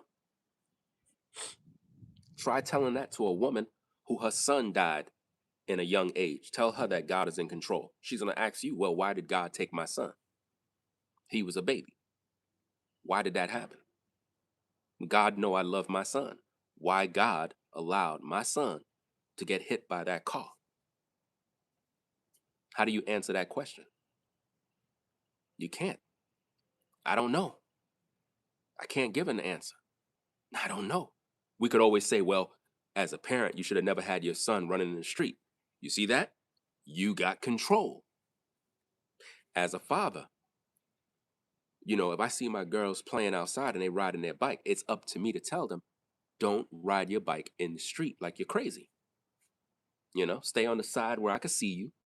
Keep your eyes open. I can give them direction so they don't get hurt. So it's up to me to do my job. I can't just sit there and say, oh, God is in control. No, he put me here to do this work. No different than in the Garden of Eden. What did God tell Adam? Did God say God is in control? Or did God give Adam a job? Keep out all intruders. Don't touch the tree in the midst of the garden. He gave him instructions, gave him a job. Adam was in control, not God. See, when we're in control, we make dumb decisions and we get in trouble. And that's exactly what happened. That's why sin came in the world, because of that very reason. Um,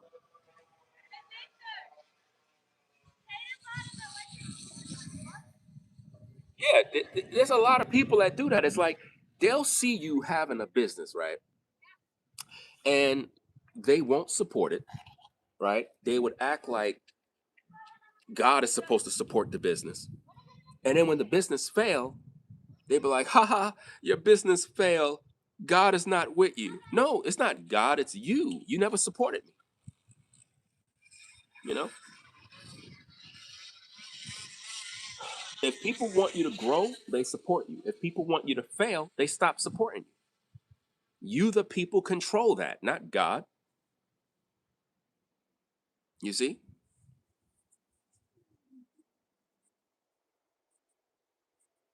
If my viewers wanted me to be a millionaire tomorrow, I could become a millionaire tomorrow. Tomorrow. If my viewers wanted that. Of course they don't, but if they wanted to, they could do that easy. It's very easy to do because of the numbers.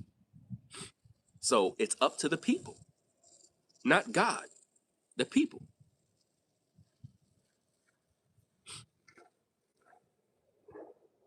That's just the way it is, man. So when you look at Rakar, he's controlling the minds of the people. That is why he's in position, because he's controlling those people. They're blind by religion. They can't even think for themselves. Their leader could be doing ungodly things and they won't care. They won't care at all because in their mind, he could do no wrong. You know? I mean, look what somebody just said there. Check it out. Somebody said, warning is fair and understandable, but I'm rolling with Rakar still, though. Guys, you see what I mean, right? They don't care. They don't care, guys. They do not care. And at at I don't know if Brainwaves is still in the building. If you can, screenshot those comments. We need to have those comments on file. Like screenshot those comments from that person because they said I'm a GOCC member and I'm a sheep. That's that is that is whole. GOC leader didn't sell out. Again, they guys, it's impossible to reach people that are blind, man. There's nothing you can really do for them. I don't expect that person to wake up because they're under the strong delusion that the Bible speak of. The scriptures clearly says if it were possible, the very people, the people of the Most High, the elect, will be under strong delusion. So they're never going to listen to the truth. They're going to blindly follow no matter what you say, no matter what you tell them. They're going to follow the devil. You know, they won't care, guys. They will follow Rakar off a cliff. No matter what he say, they believe him because they love him. They see him as God. That's how they see them. In their eyes, he could do no wrong. No wrong at all. He's a God to them. So to that person, right? Let's have the conversation. What's your name? What is it? Azal? I don't even know. Y'all got these Hebrew names. I'm not wasting my time pronouncing that. Right? You know who you are. Let's have the conversation. Okay. So, your leader, your elder and chief was caught at the Grammys with an alleged Jewish man. He never told you that he was going. He had videos on his platform teaching against the Grammys. He said that it's a satanic ritual. He said that it's a place where witches and warlocks reside and there's spells that go down. Now, you being a follower of his ministry, you don't care? You don't care that he was at that event? Even when he taught that it's wrong? You don't care?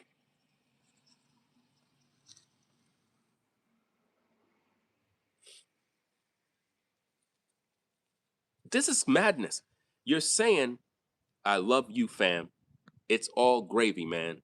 I'm not against y'all, though, or GOCC. Guys, this is a problem, man. This is a major, major problem. This is what strong delusion means. When someone is under strong delusion, right? They can't see. They can't see. Notice what they said, guys. Again, make sure y'all screenshot in these comments. These comments, make sure y'all screenshot these things and send it to me on Instagram. Person says, I see what you're saying. I don't care though. It's cool. Wow. That's crazy. That's madness, man. That is wild. They see what I'm saying, but they don't care. That's wild, man.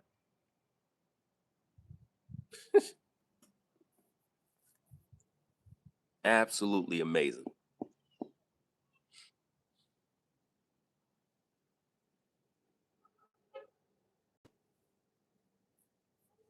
That mean if Rakar was on some PDF file stuff and you saw it, you won't even care. That's basically what you just said too. If he was caught messing with kids, you would still be in the church. If he was caught messing with men on the low key, he a DL brother. If that come out later on that Rakar is a DL brother, you would still attend the church.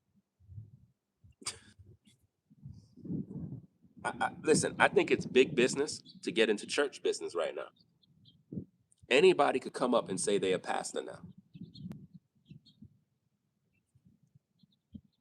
Anybody could go start a church right now and be like, I'm a pastor. And idiots will believe them. I don't believe none of them. You know why?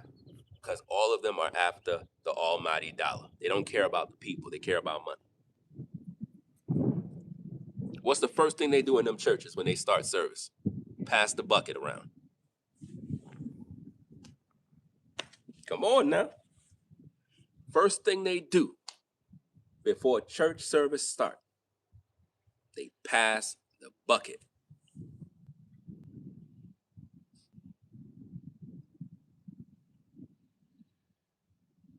They pass that bucket around.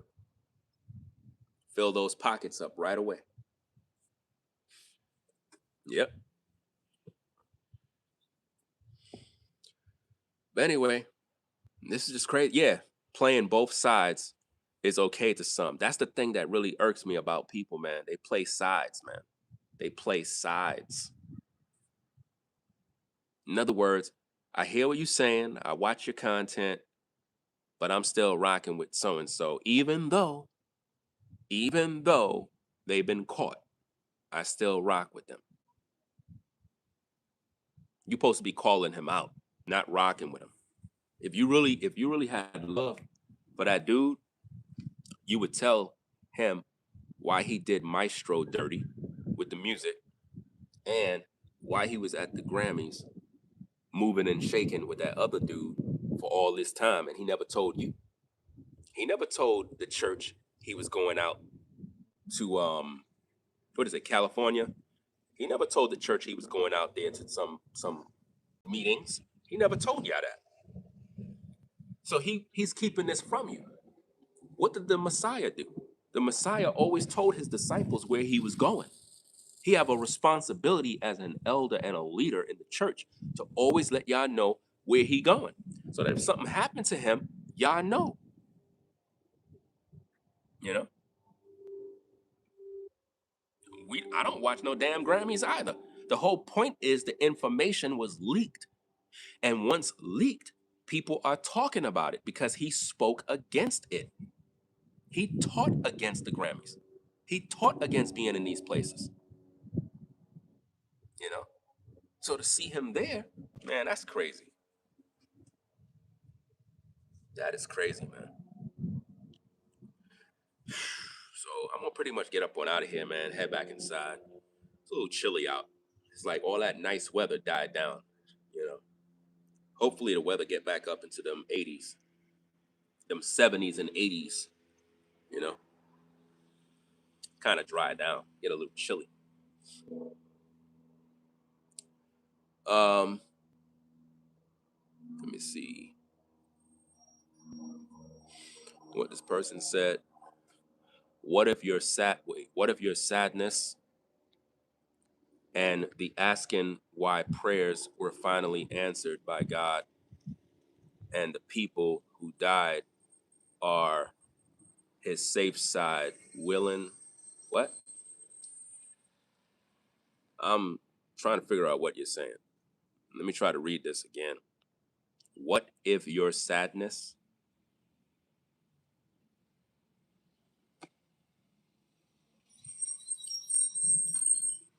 What if you're sad and asking why prayers were finally answered by God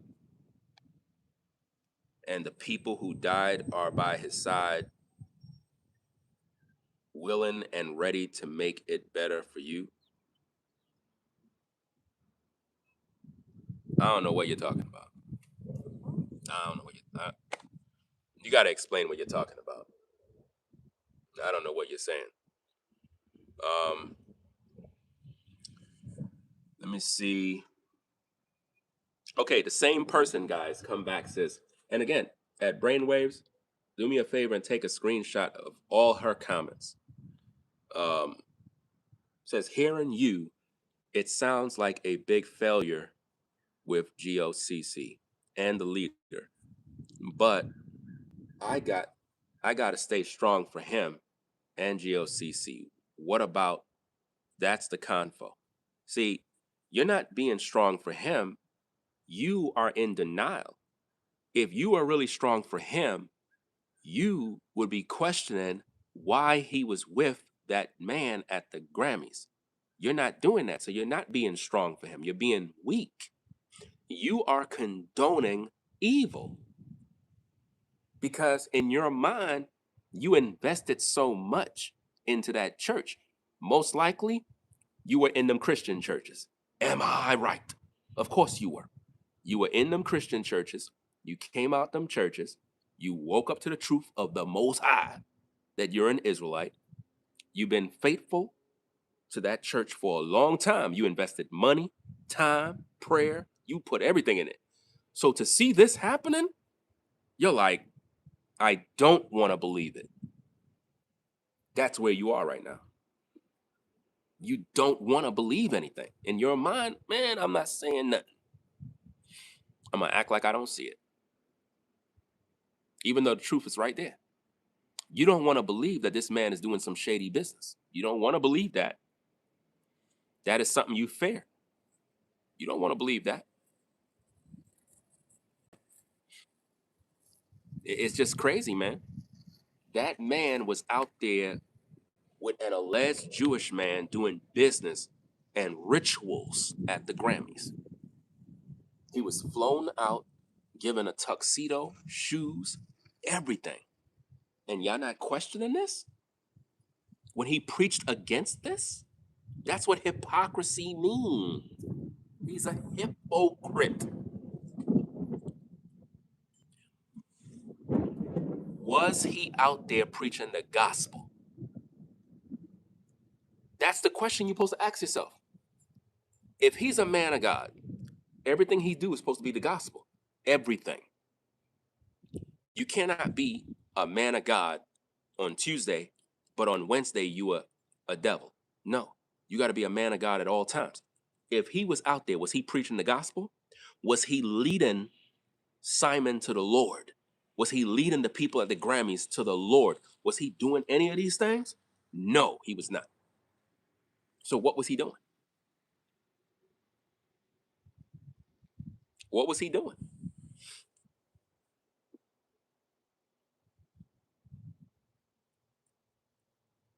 Come on, man. He was doing evil. He was doing evil, fam. And he made the guy delete his posts. Come on, that's a red flag. The very post with him in the photo was deleted once the video started to drop. You know? And y'all mad at Maestro. I'm looking at he's taking a lot of heat for this situation right now. They all coming at him sideways. You know? But hey, to that brother, just stay the course. Keep bringing out the truth because the Most High used you to bring it out first. You know, that's why I had to make sure I give you your proper just due, your credit, make the people know. Make sure you check out his videos. And he's not motivated by no money situation. He's just doing his uploads just to do them videos to put the truth out there. You know, at the end of the day, he was used by the Most High to put that truth out. And it's not an easy job. When you have to put the truth out there, you don't even be wanting to put this out there, but you have to. You know, it's never fun doing, man. Like I said, I came into the truth listening to GOCC. You understand what I'm saying? Now, I haven't listened to him in years and years, because he switched up. And that's when I stopped watching his shows. You know, I saw him switch up his lessons. He used to teach certain things and he stopped. He's tweaked them and twist them around. I'm like, I'm done. You know, I'm not with all of that. He said all the money corrupted Rakar, bro. He has all that money and he still makes people pay for everything.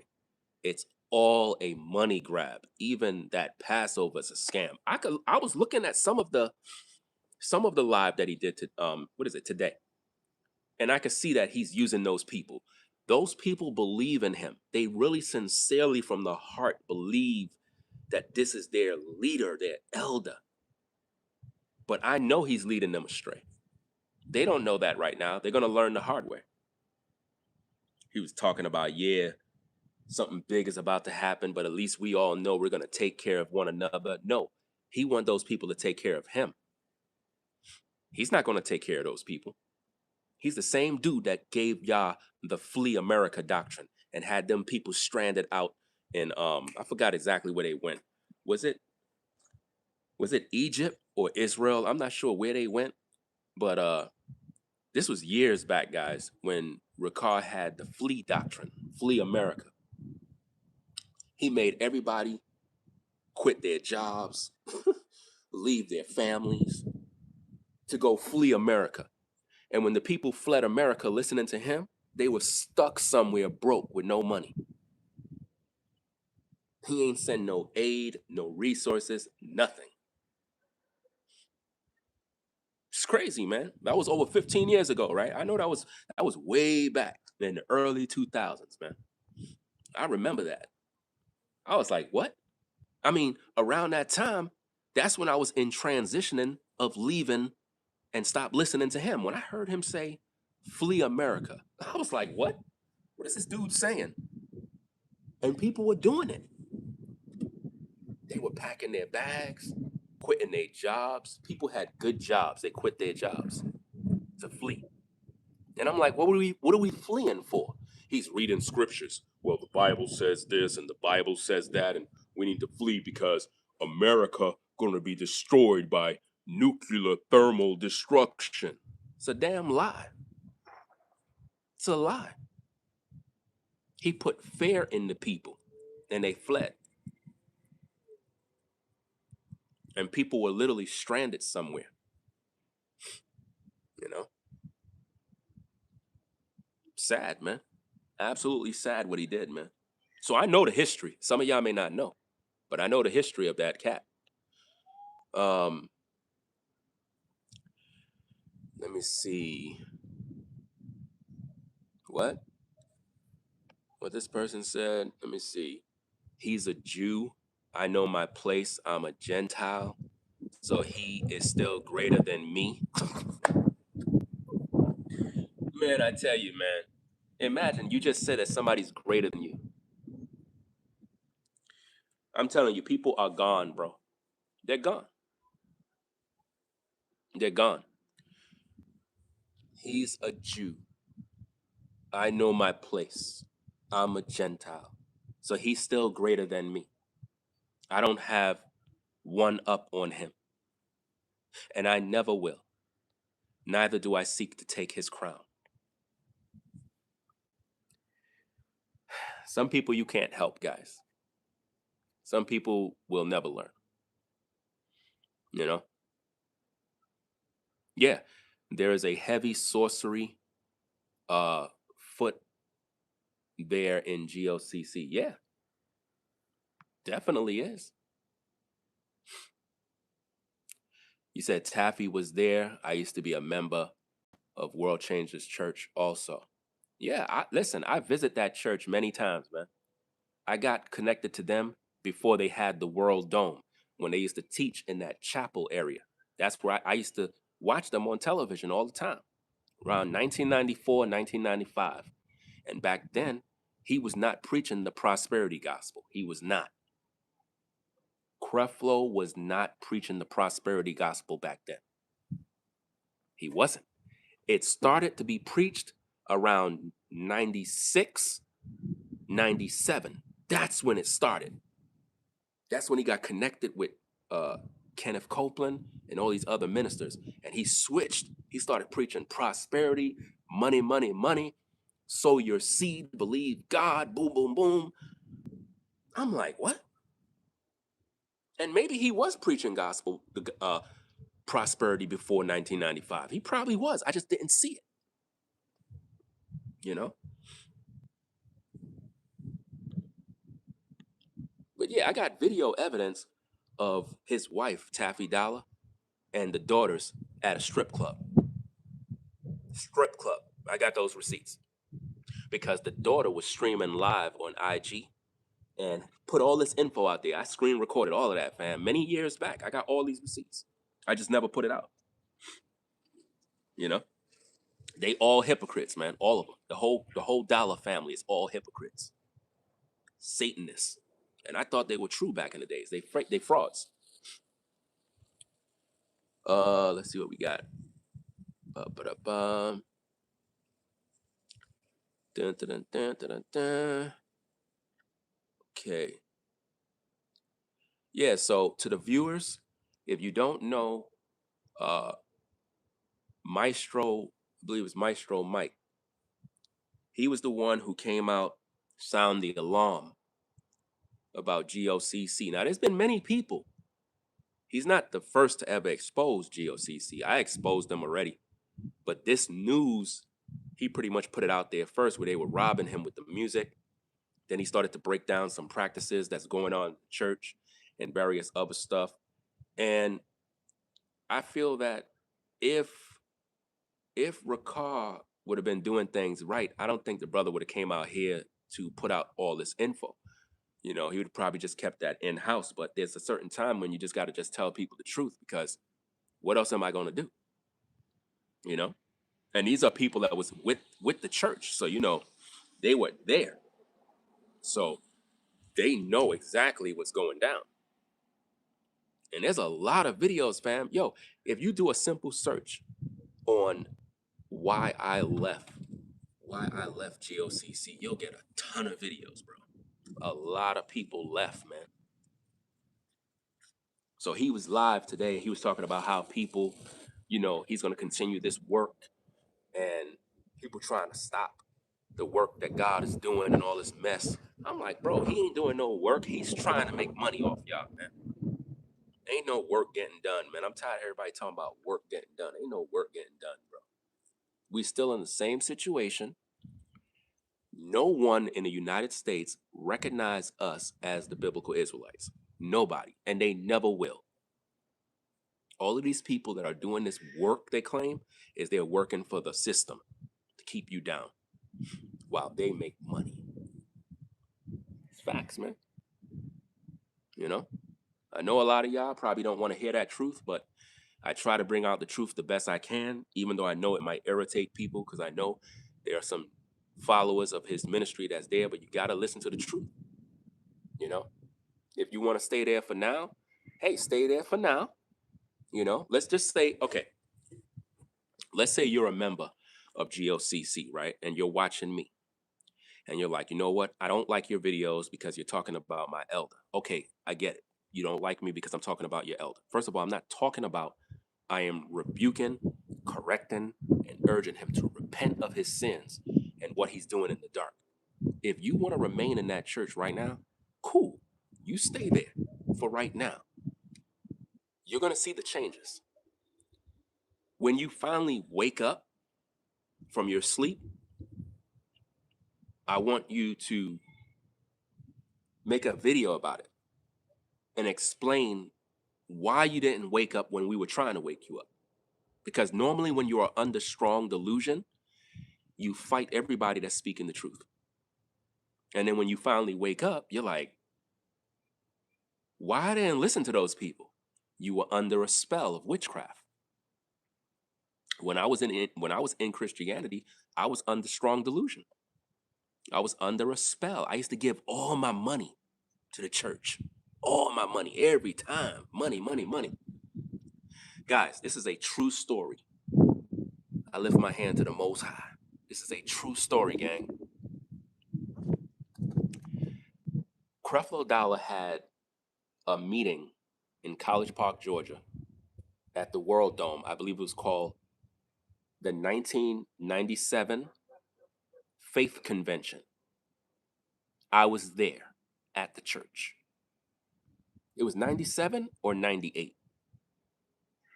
It was one of them years, 1997, 1998. It was the Faith Convention. I was there. You had Leroy Thompson. You had Jesse Duplantis. You had, I believe, Kenneth Copeland was there. All these mega church pastors was there. Guys, when I tell you I was under a spell, we went down there. My wife and I went down there. And we gave all our money. To the point when it was time to leave, I lift my hand to the Most High. We had no money to come back home.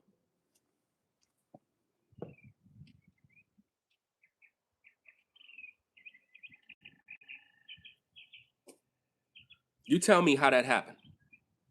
We gave all our money. All. We put over $2,000 into that church during that week. It was a week. The faith convention was a whole week.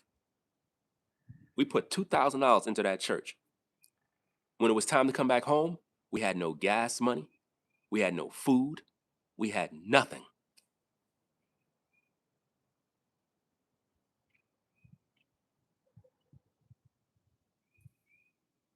We were under strong delusion. How come we didn't calculate the cost and say, hey, we got to get back home. We need to save this money. We weren't even thinking about that. You know why? Because the church kept telling us, sow a seed, believe God. God is going to give you a blessing. No blessings came. We had nothing. We were broke. We coming back from Georgia because we drove down there. It was a road trip.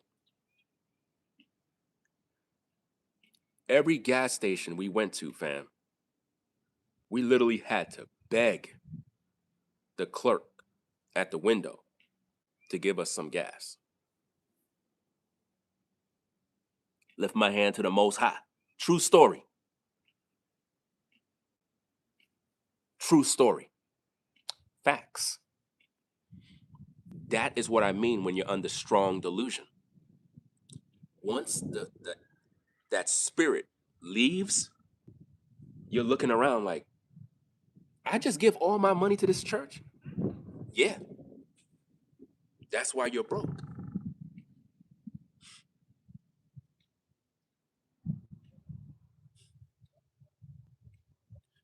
I remember there was a time where we were supposed to pay our rent. And we were struggling real bad, man. I still remember them days, bro. Oh, man. We had to pay our rent, buy food, or pay our tithe. Guess what we did?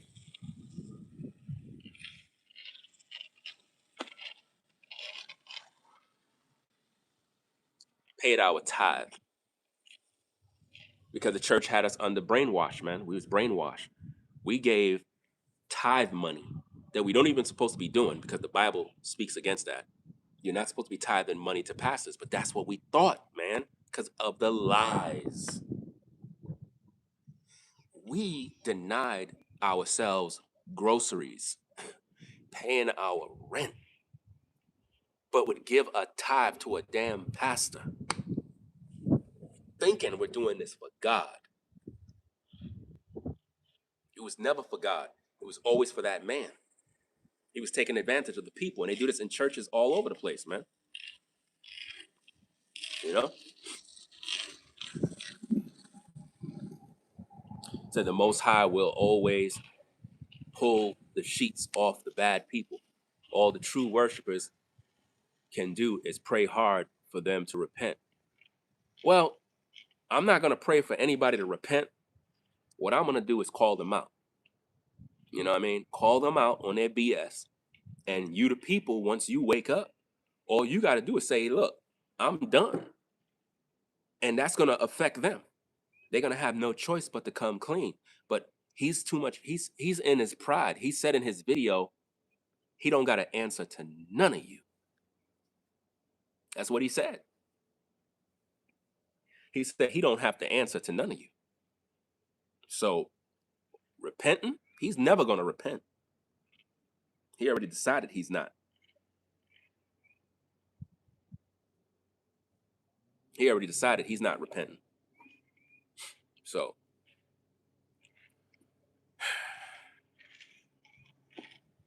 it's not going to work. See, I hear what you're saying. At the same time, I'm not religious. So I'm speaking straight so that people can understand where I'm coming from, right? Now, you said find a way to help them back into the favor of the Most High to gain a brother and sister back. See, I hear what you're saying. I'm not trying to be rude or anything, so don't take it the wrong way. None of that stuff worked. We're dealing with people that are devils, people that are wicked as hell, people that have unrepentant spirits, people that are prideful, that they don't listen and they think they're better than you. That man been doing this for years. There's nobody that he's accountable to. There's no leaders and elders or people that's in this truth that can sit him down. Nobody. So I get what you're saying, but that don't work. That do not work. He don't see me as a brother, number one, right? And he's not trying to listen to anything I got to say. My job is to reach the people so the people can do their job and say, you know what? We're not supporting a dude that's out here doing rituals, a dude that's at the Grammys when he told us, don't go to these places. That's my job. My job is to put the truth out there because he's never going to change.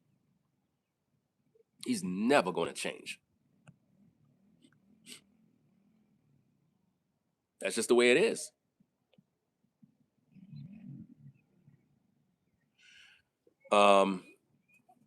Somebody said tithes is used to keep the church open. Why do y'all think the bishop got to financially do everything for the church and also take care of his family? First of all, it's like I wanted to start cussing, but I'm going to keep it clean. First of all, listen to me very carefully because I don't think you read the Bible. The tithe went to the Levite priests. The Levites had no inheritance, right? The tithe went to the storehouse. The tithe represent food, not money. Tithing never had anything to do with money at all. You understand? Tithing is an Old Testament thing, and it only went to the Levites. It consists of livestock, fruits, vegetables, grains, herbs, and spices. This was an inheritance given to the Levites because they had none. Pastors in today's day twisted the scriptures and told you guys, give a tenth of your money to a pastor. God never told nobody to do that. God never said, in order to keep a church running, I need you to tithe money. That's a lie. That's not from the scriptures. Nobody in the Bible was using tithe money to keep a church open. Nobody did this. So when you say, oh, how is he able to take care of the church and take care? God never called him to do that. That's the whole point. These people call themselves and they turn God's work into a business. That's what they did. They turned God's work into a business.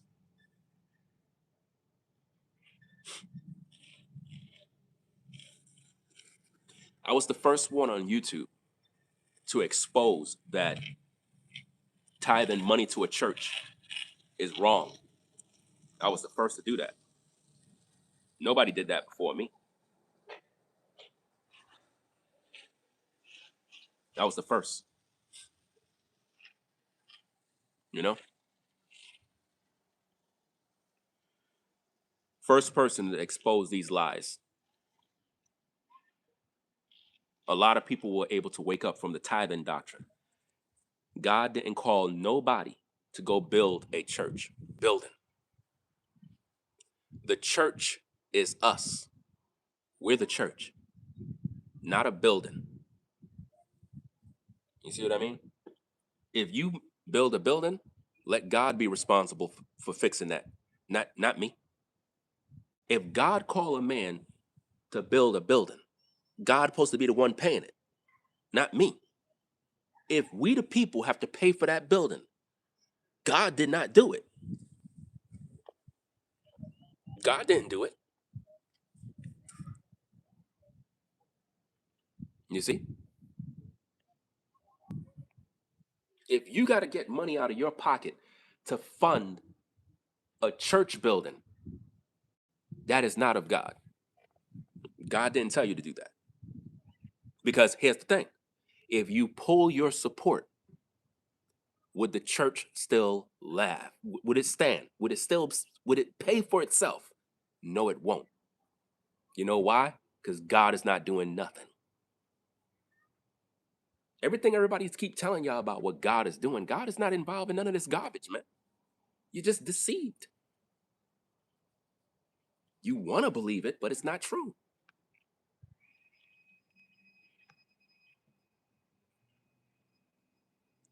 Matter of fact, there was a time when a lot of these Hebrew Israelites, they didn't take tithe money. They were speaking against it because they were following my lessons. Now, you go look at these Hebrew Israelite camps, they take tithe money now. Now they receive tithe money, robbing God's people. You know?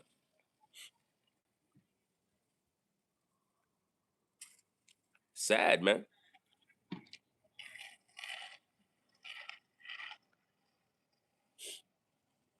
Any church collecting tithe money is of the devil. You know? The Messiah didn't collect no tithes because he's not a Levite. Tithes went to Levites, guys. Where's the storehouse if y'all tithing? Storehouse was never a church. The storehouse stored food. That's why it's called a storehouse. What did the scripture says? Bring ye all the tithes to the storehouse, that I may have meat in mine house. Prove me now, herewith saith the Lord, if I will not open the windows of heaven and pour you out a blessing. That's what the scripture said. And what did it say to those people back then? Will a man rob God? You have robbed me. But you say, how in did we rob you? In tithes and offerings. See that? So the Most High was talking to a specific people back then. Matter of fact, you know who was the only people that was tithing? Landowners, herdsmen, and farmers.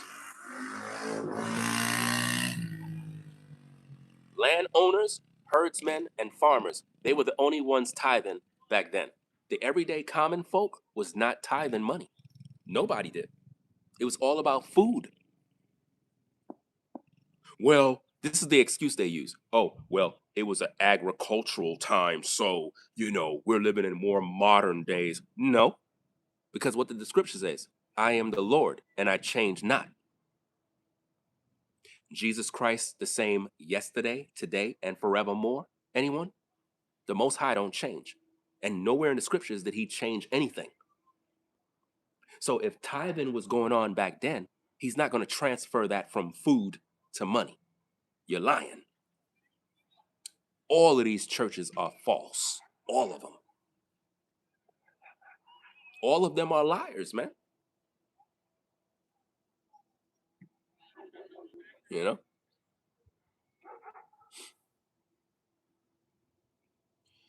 You said what? Tithes is not forced?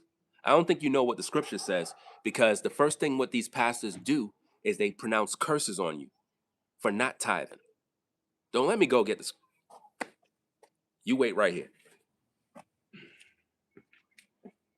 You wait right there. Now we're going to start to cook now.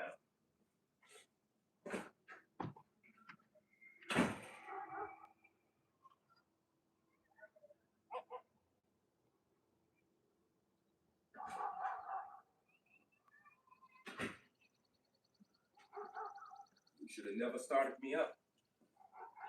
Because now we got to bring out the wonderful laptop now. You should have never said a word. Should have never said a word, fam. Now we're going to bring out this wonderful laptop now. Let's go to the scriptures so that we can break this stuff down. Right?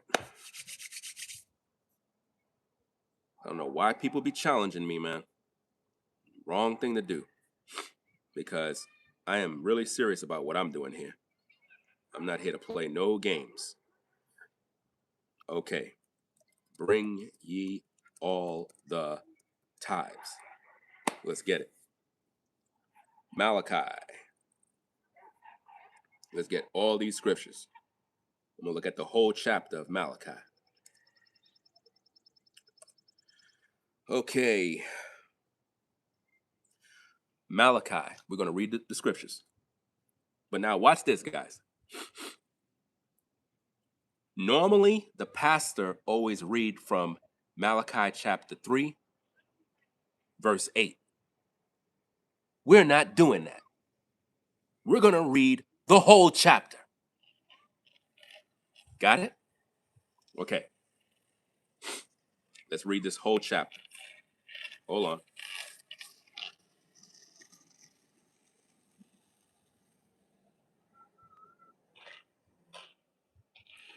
Okay, check this out. Malachi chapter 3. Behold, I will send my messenger, and he shall prepare the way before me. And the Lord, whom ye seek, shall suddenly come to his temple, even the messenger of the covenant, whom ye delight in. Behold, he shall come, saith the Lord of hosts. Verse 2. But who may abide the day of his coming, and shall stand when he appeareth? For he is like a refiner's fire, and like fuller's soap. Verse 3. And he shall sit as a refiner and purifier of silver, and he shall purify the sons of Levi, and purge them as gold and silver, that they may offer unto the Lord an offering in righteousness, not money, an offering in righteousness. Right? 4, verse 4. Then shall the offering of Judah and Jerusalem be pleasant unto the Lord, as in the days of old and as in former years. Verse 5. And I will come near you to judgment, and I will be a swift witness against the sorcerers, and against the adulterers, and against the false swearers, and against those that oppress the hireling of his wages. Those people that don't give people their rightful monies, that keep the money for themselves, like what happened with Maestro, with Rakar stealing his money. The widow, the fatherless, and that turn aside the stranger from his right, and fear not me, saith the Lord of hosts. Now watch this. This is where the pastors always preach. They start from verse 8. Wait. Verse 7. I got ahead of myself. No, verse 6. For I am the Lord, I change not. No, notice this. I am the Lord, I change not. I am the Lord, I change not. Therefore, ye sons of Jacob are not consumed. Verse 7. Even from the days of your fathers, ye have gone away from mine ordinances, and have not kept them. Return unto me, and I will return unto you, saith the Lord of hosts. But ye say, wherein shall we return? Now, who is he talking to? The sons of Jacob. Verse 8. Will a man rob God? This is what the preacher loved to quote. Will a man rob God? Ye have robbed me. But ye say, wherein have we robbed thee? In tithes and offerings. Ye are cursed with a curse, for ye have robbed me, even this whole nation. That's where the pastor put fear in people to give their money. And they tell you that if you don't tithe, God put a curse on you. That's a damn lie. They use that to control you. Watch this. Will a man rob God? Yet ye have robbed me. But ye say, wherein have we robbed thee? In tithes and offerings. Verse 9. Ye are cursed with a curse, For ye have robbed me, even this whole nation. Bring ye all the tithes into the storehouse, that there may be meat. Notice it didn't say money. Meat. It did not say money.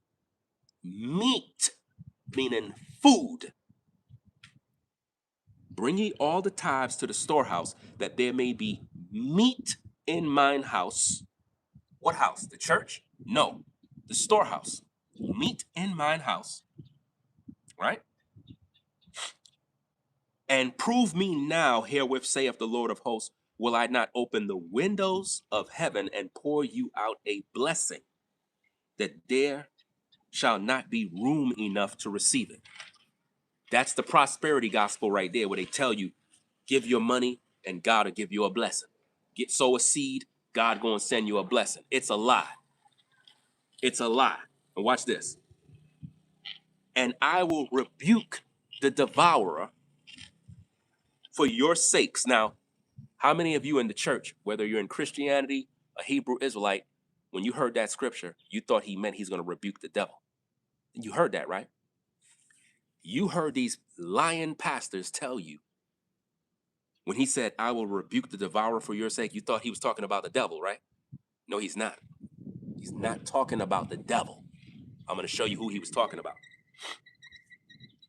I will rebuke the devourer for your sakes, and he shall not destroy the fruits of your ground, neither shall the vine cast her fruit before her time in the field. We're still talking about food. We're talking about the crops, when farmers have crops like corn and this and that, and they get a harvest. That is what he's talking about, agriculture. He's not talking about money, right? So now it says, verse 12, and all nations shall be blessed, for ye shall be a delightsome land, saith the Lord of hosts. Verse 13, your words have been stout against me, saith the Lord, yet ye say, what have we spoken so much against thee? Ye have said, in vain to serve God.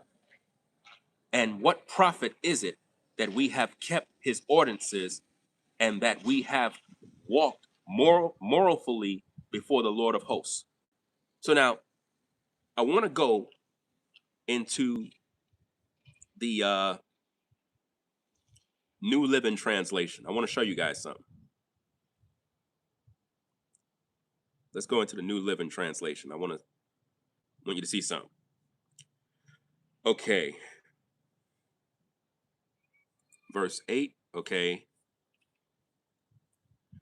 Da, da, da, da.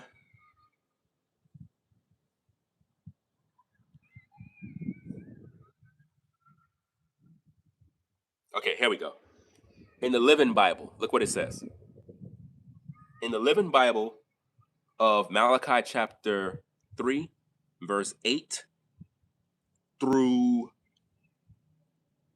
let's say 13, it says, should people cheat God?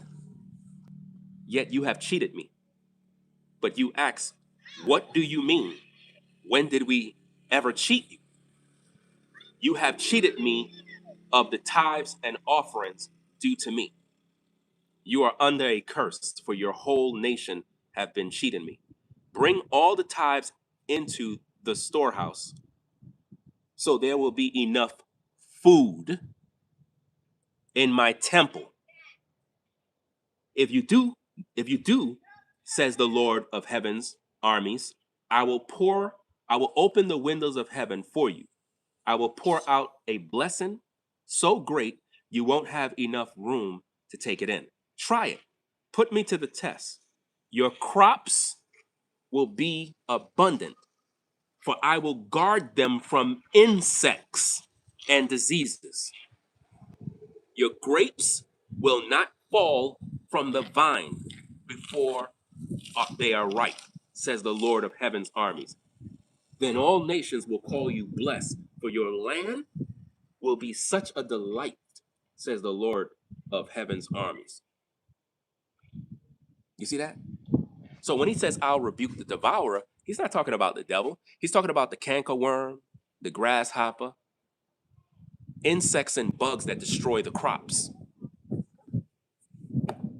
That's why in agriculture, when they grow stuff, they use what is called pesticides. They spray to prevent these insects and bugs from destroying the crop. That is what the Most High said he's going to rebuke. The insects, the bugs, the cankerworm, the grasshopper, all of them pests from destroying the harvest.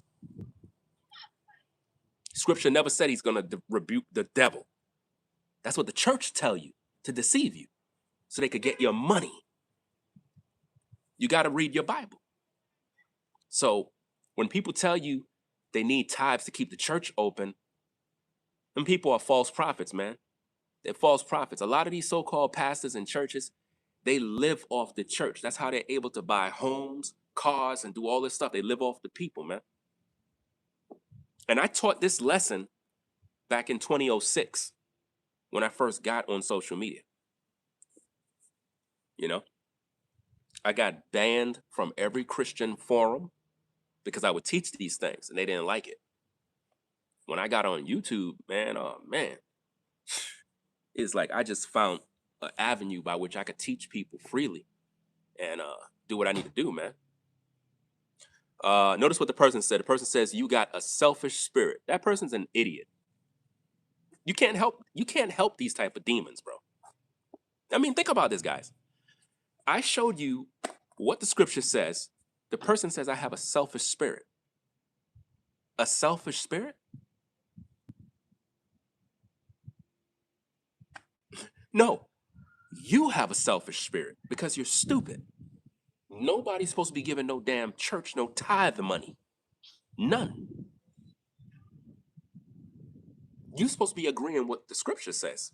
You busy looking at me talking about I'm selfish. Selfish in what? So you want me to tell people to give money to the church so that the pastor can stay rich? Guys, ask yourself this question. Why is it that all of these pastors are rich and the congregation is poor? The pastor's rich. The people that go to the churches are broke. You tell me. How is it that the pastor has a Rolls Royce and a Bentley and a Maybach and you can barely survive?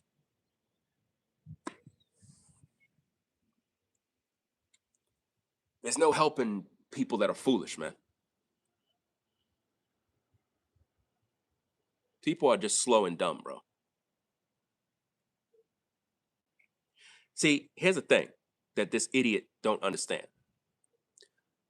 The Most High had ordinance and laws for people to follow. The herdsmen and the farmers were the ones that were supposed to tithe, dummy. They were supposed to give that tithe to the Levites because they had no inheritance. That was God's way of being fair to balance out the system.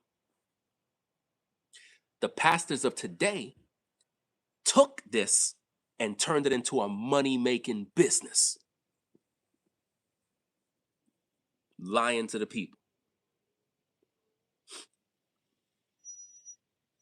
There is no scripture of any disciple of Jesus Christ collecting tithe money, using tithe money to build churches, using tithe money to pay their bills. The Messiah wasn't receiving no tithe money. He rebuked the scribes and the Pharisees. Remember? He said, you hypocrites, you pay tithes in what? Mint, almond, and cumin. You know what those are? Spices and herbs, not money. Oh, you don't believe me? Let's go to the scriptures. Let's go to the scriptures. Let's go to the scriptures, man. Because, you know, again, people, they don't read the Bible. They're dumb. And they like being blind. They love being blind.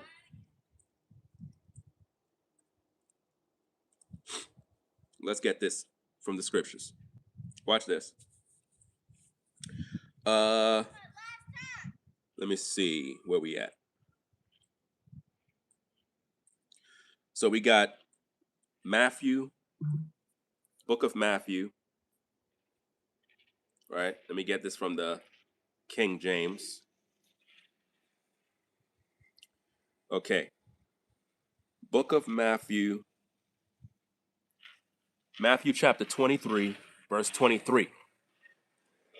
Woe unto you, scribes, Pharisees, hypocrites, for you pay tithes of mint and anise and cumin, and have omitted the weightier matters of the law, judgment, mercy, faith. These ought ye to have done, and not to leave the other undone. Do you see that? Now, let's find out what is mint, ammon, and cumin. Let's go look it up. Let's go look it up. Let's go look this up. Okay, boom. Mint, anise, often interprets to dill, and cumin are aromatic herbs and spices used in cooking and add flavor. Famously referenced in Matthew 23:23 to highlight the Pharisees' meticulous tithing of small herbs while neglecting important spiritual principles. The scribes was not tithing money. They were tithing herbs and spices because they had a garden. They were gathering this stuff and they figured, let me tithe this. Messiah said, forget that. You're ignoring the weightier matters of the law, which mean judgment, mercy. These things should have been focused on. When you go to these churches, they put money, tithing, at the top of the hill, more than your spiritual walk. They don't teach you to follow the commandments. They don't teach you to follow God. They don't teach you to repent of your sins, nothing. You know? Anyway, guys, I'm going to get up on out of here. I'm hungry. Got to get me something to eat. Right? So that's going to be it from now. I'll keep you guys posted on this and whatnot. Make sure you hit the like button.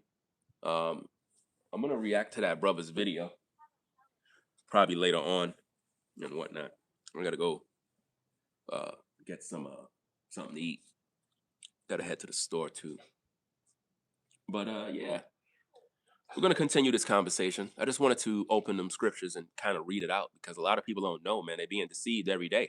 If you're paying any tithe money to any church, you need to stop that now because they're robbing you. You know, hey, stop doing that.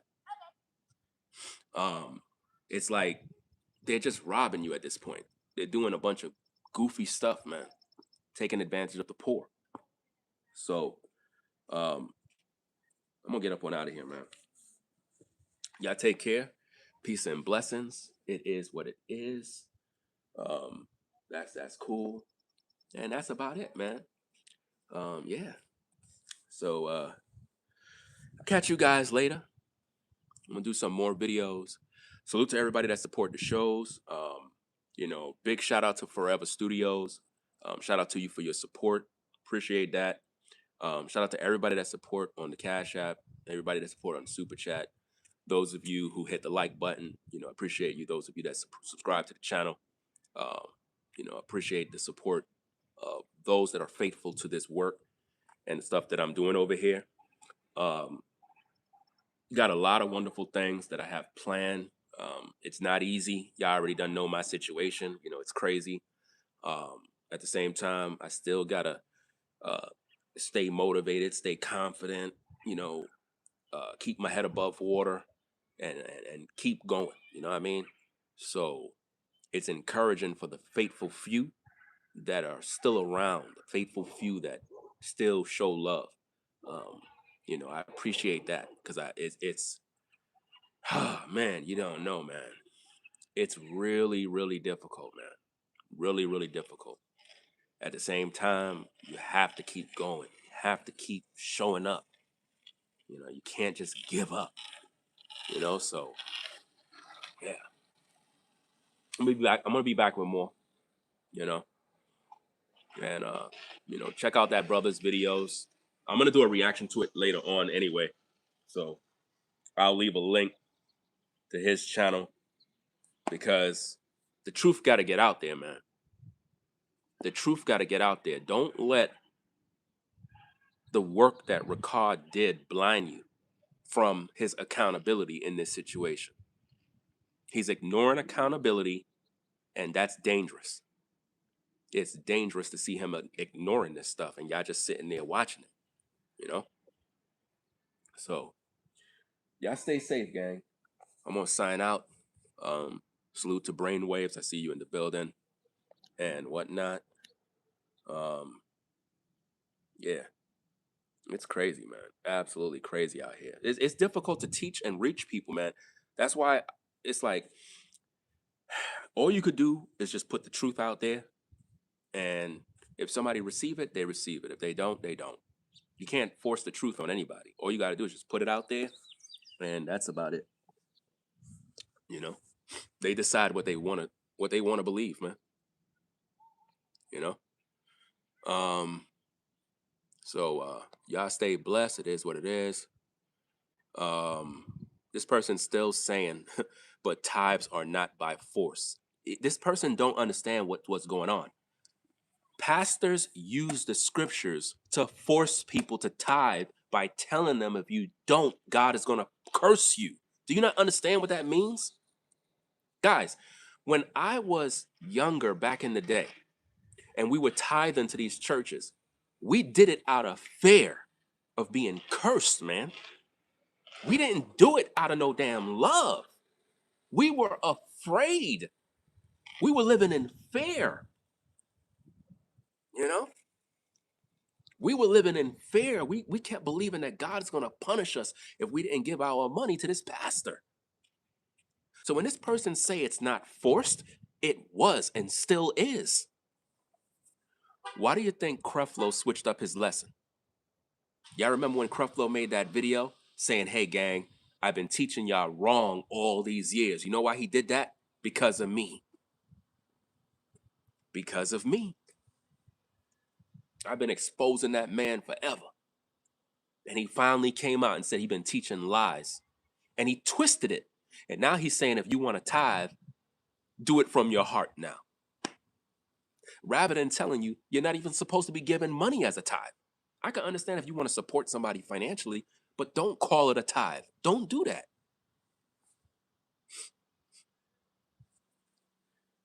I try not to respond to the NPCs, but it's difficult. It's difficult, man.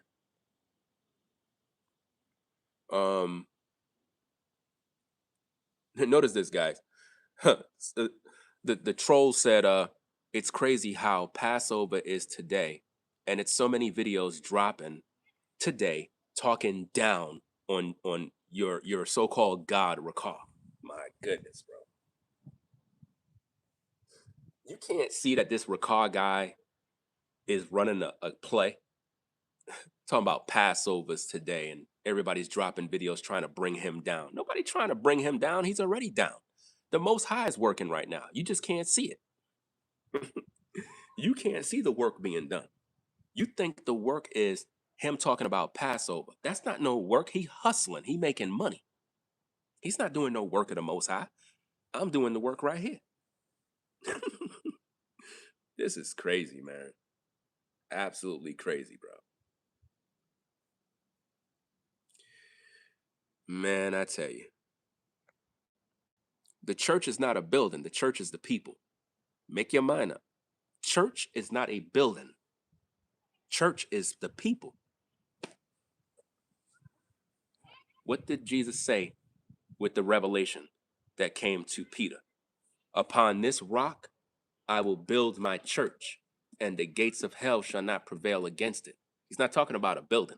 He's talking about the people. Right? When you say GOCC, you saying him. So stop it. Let's stop playing.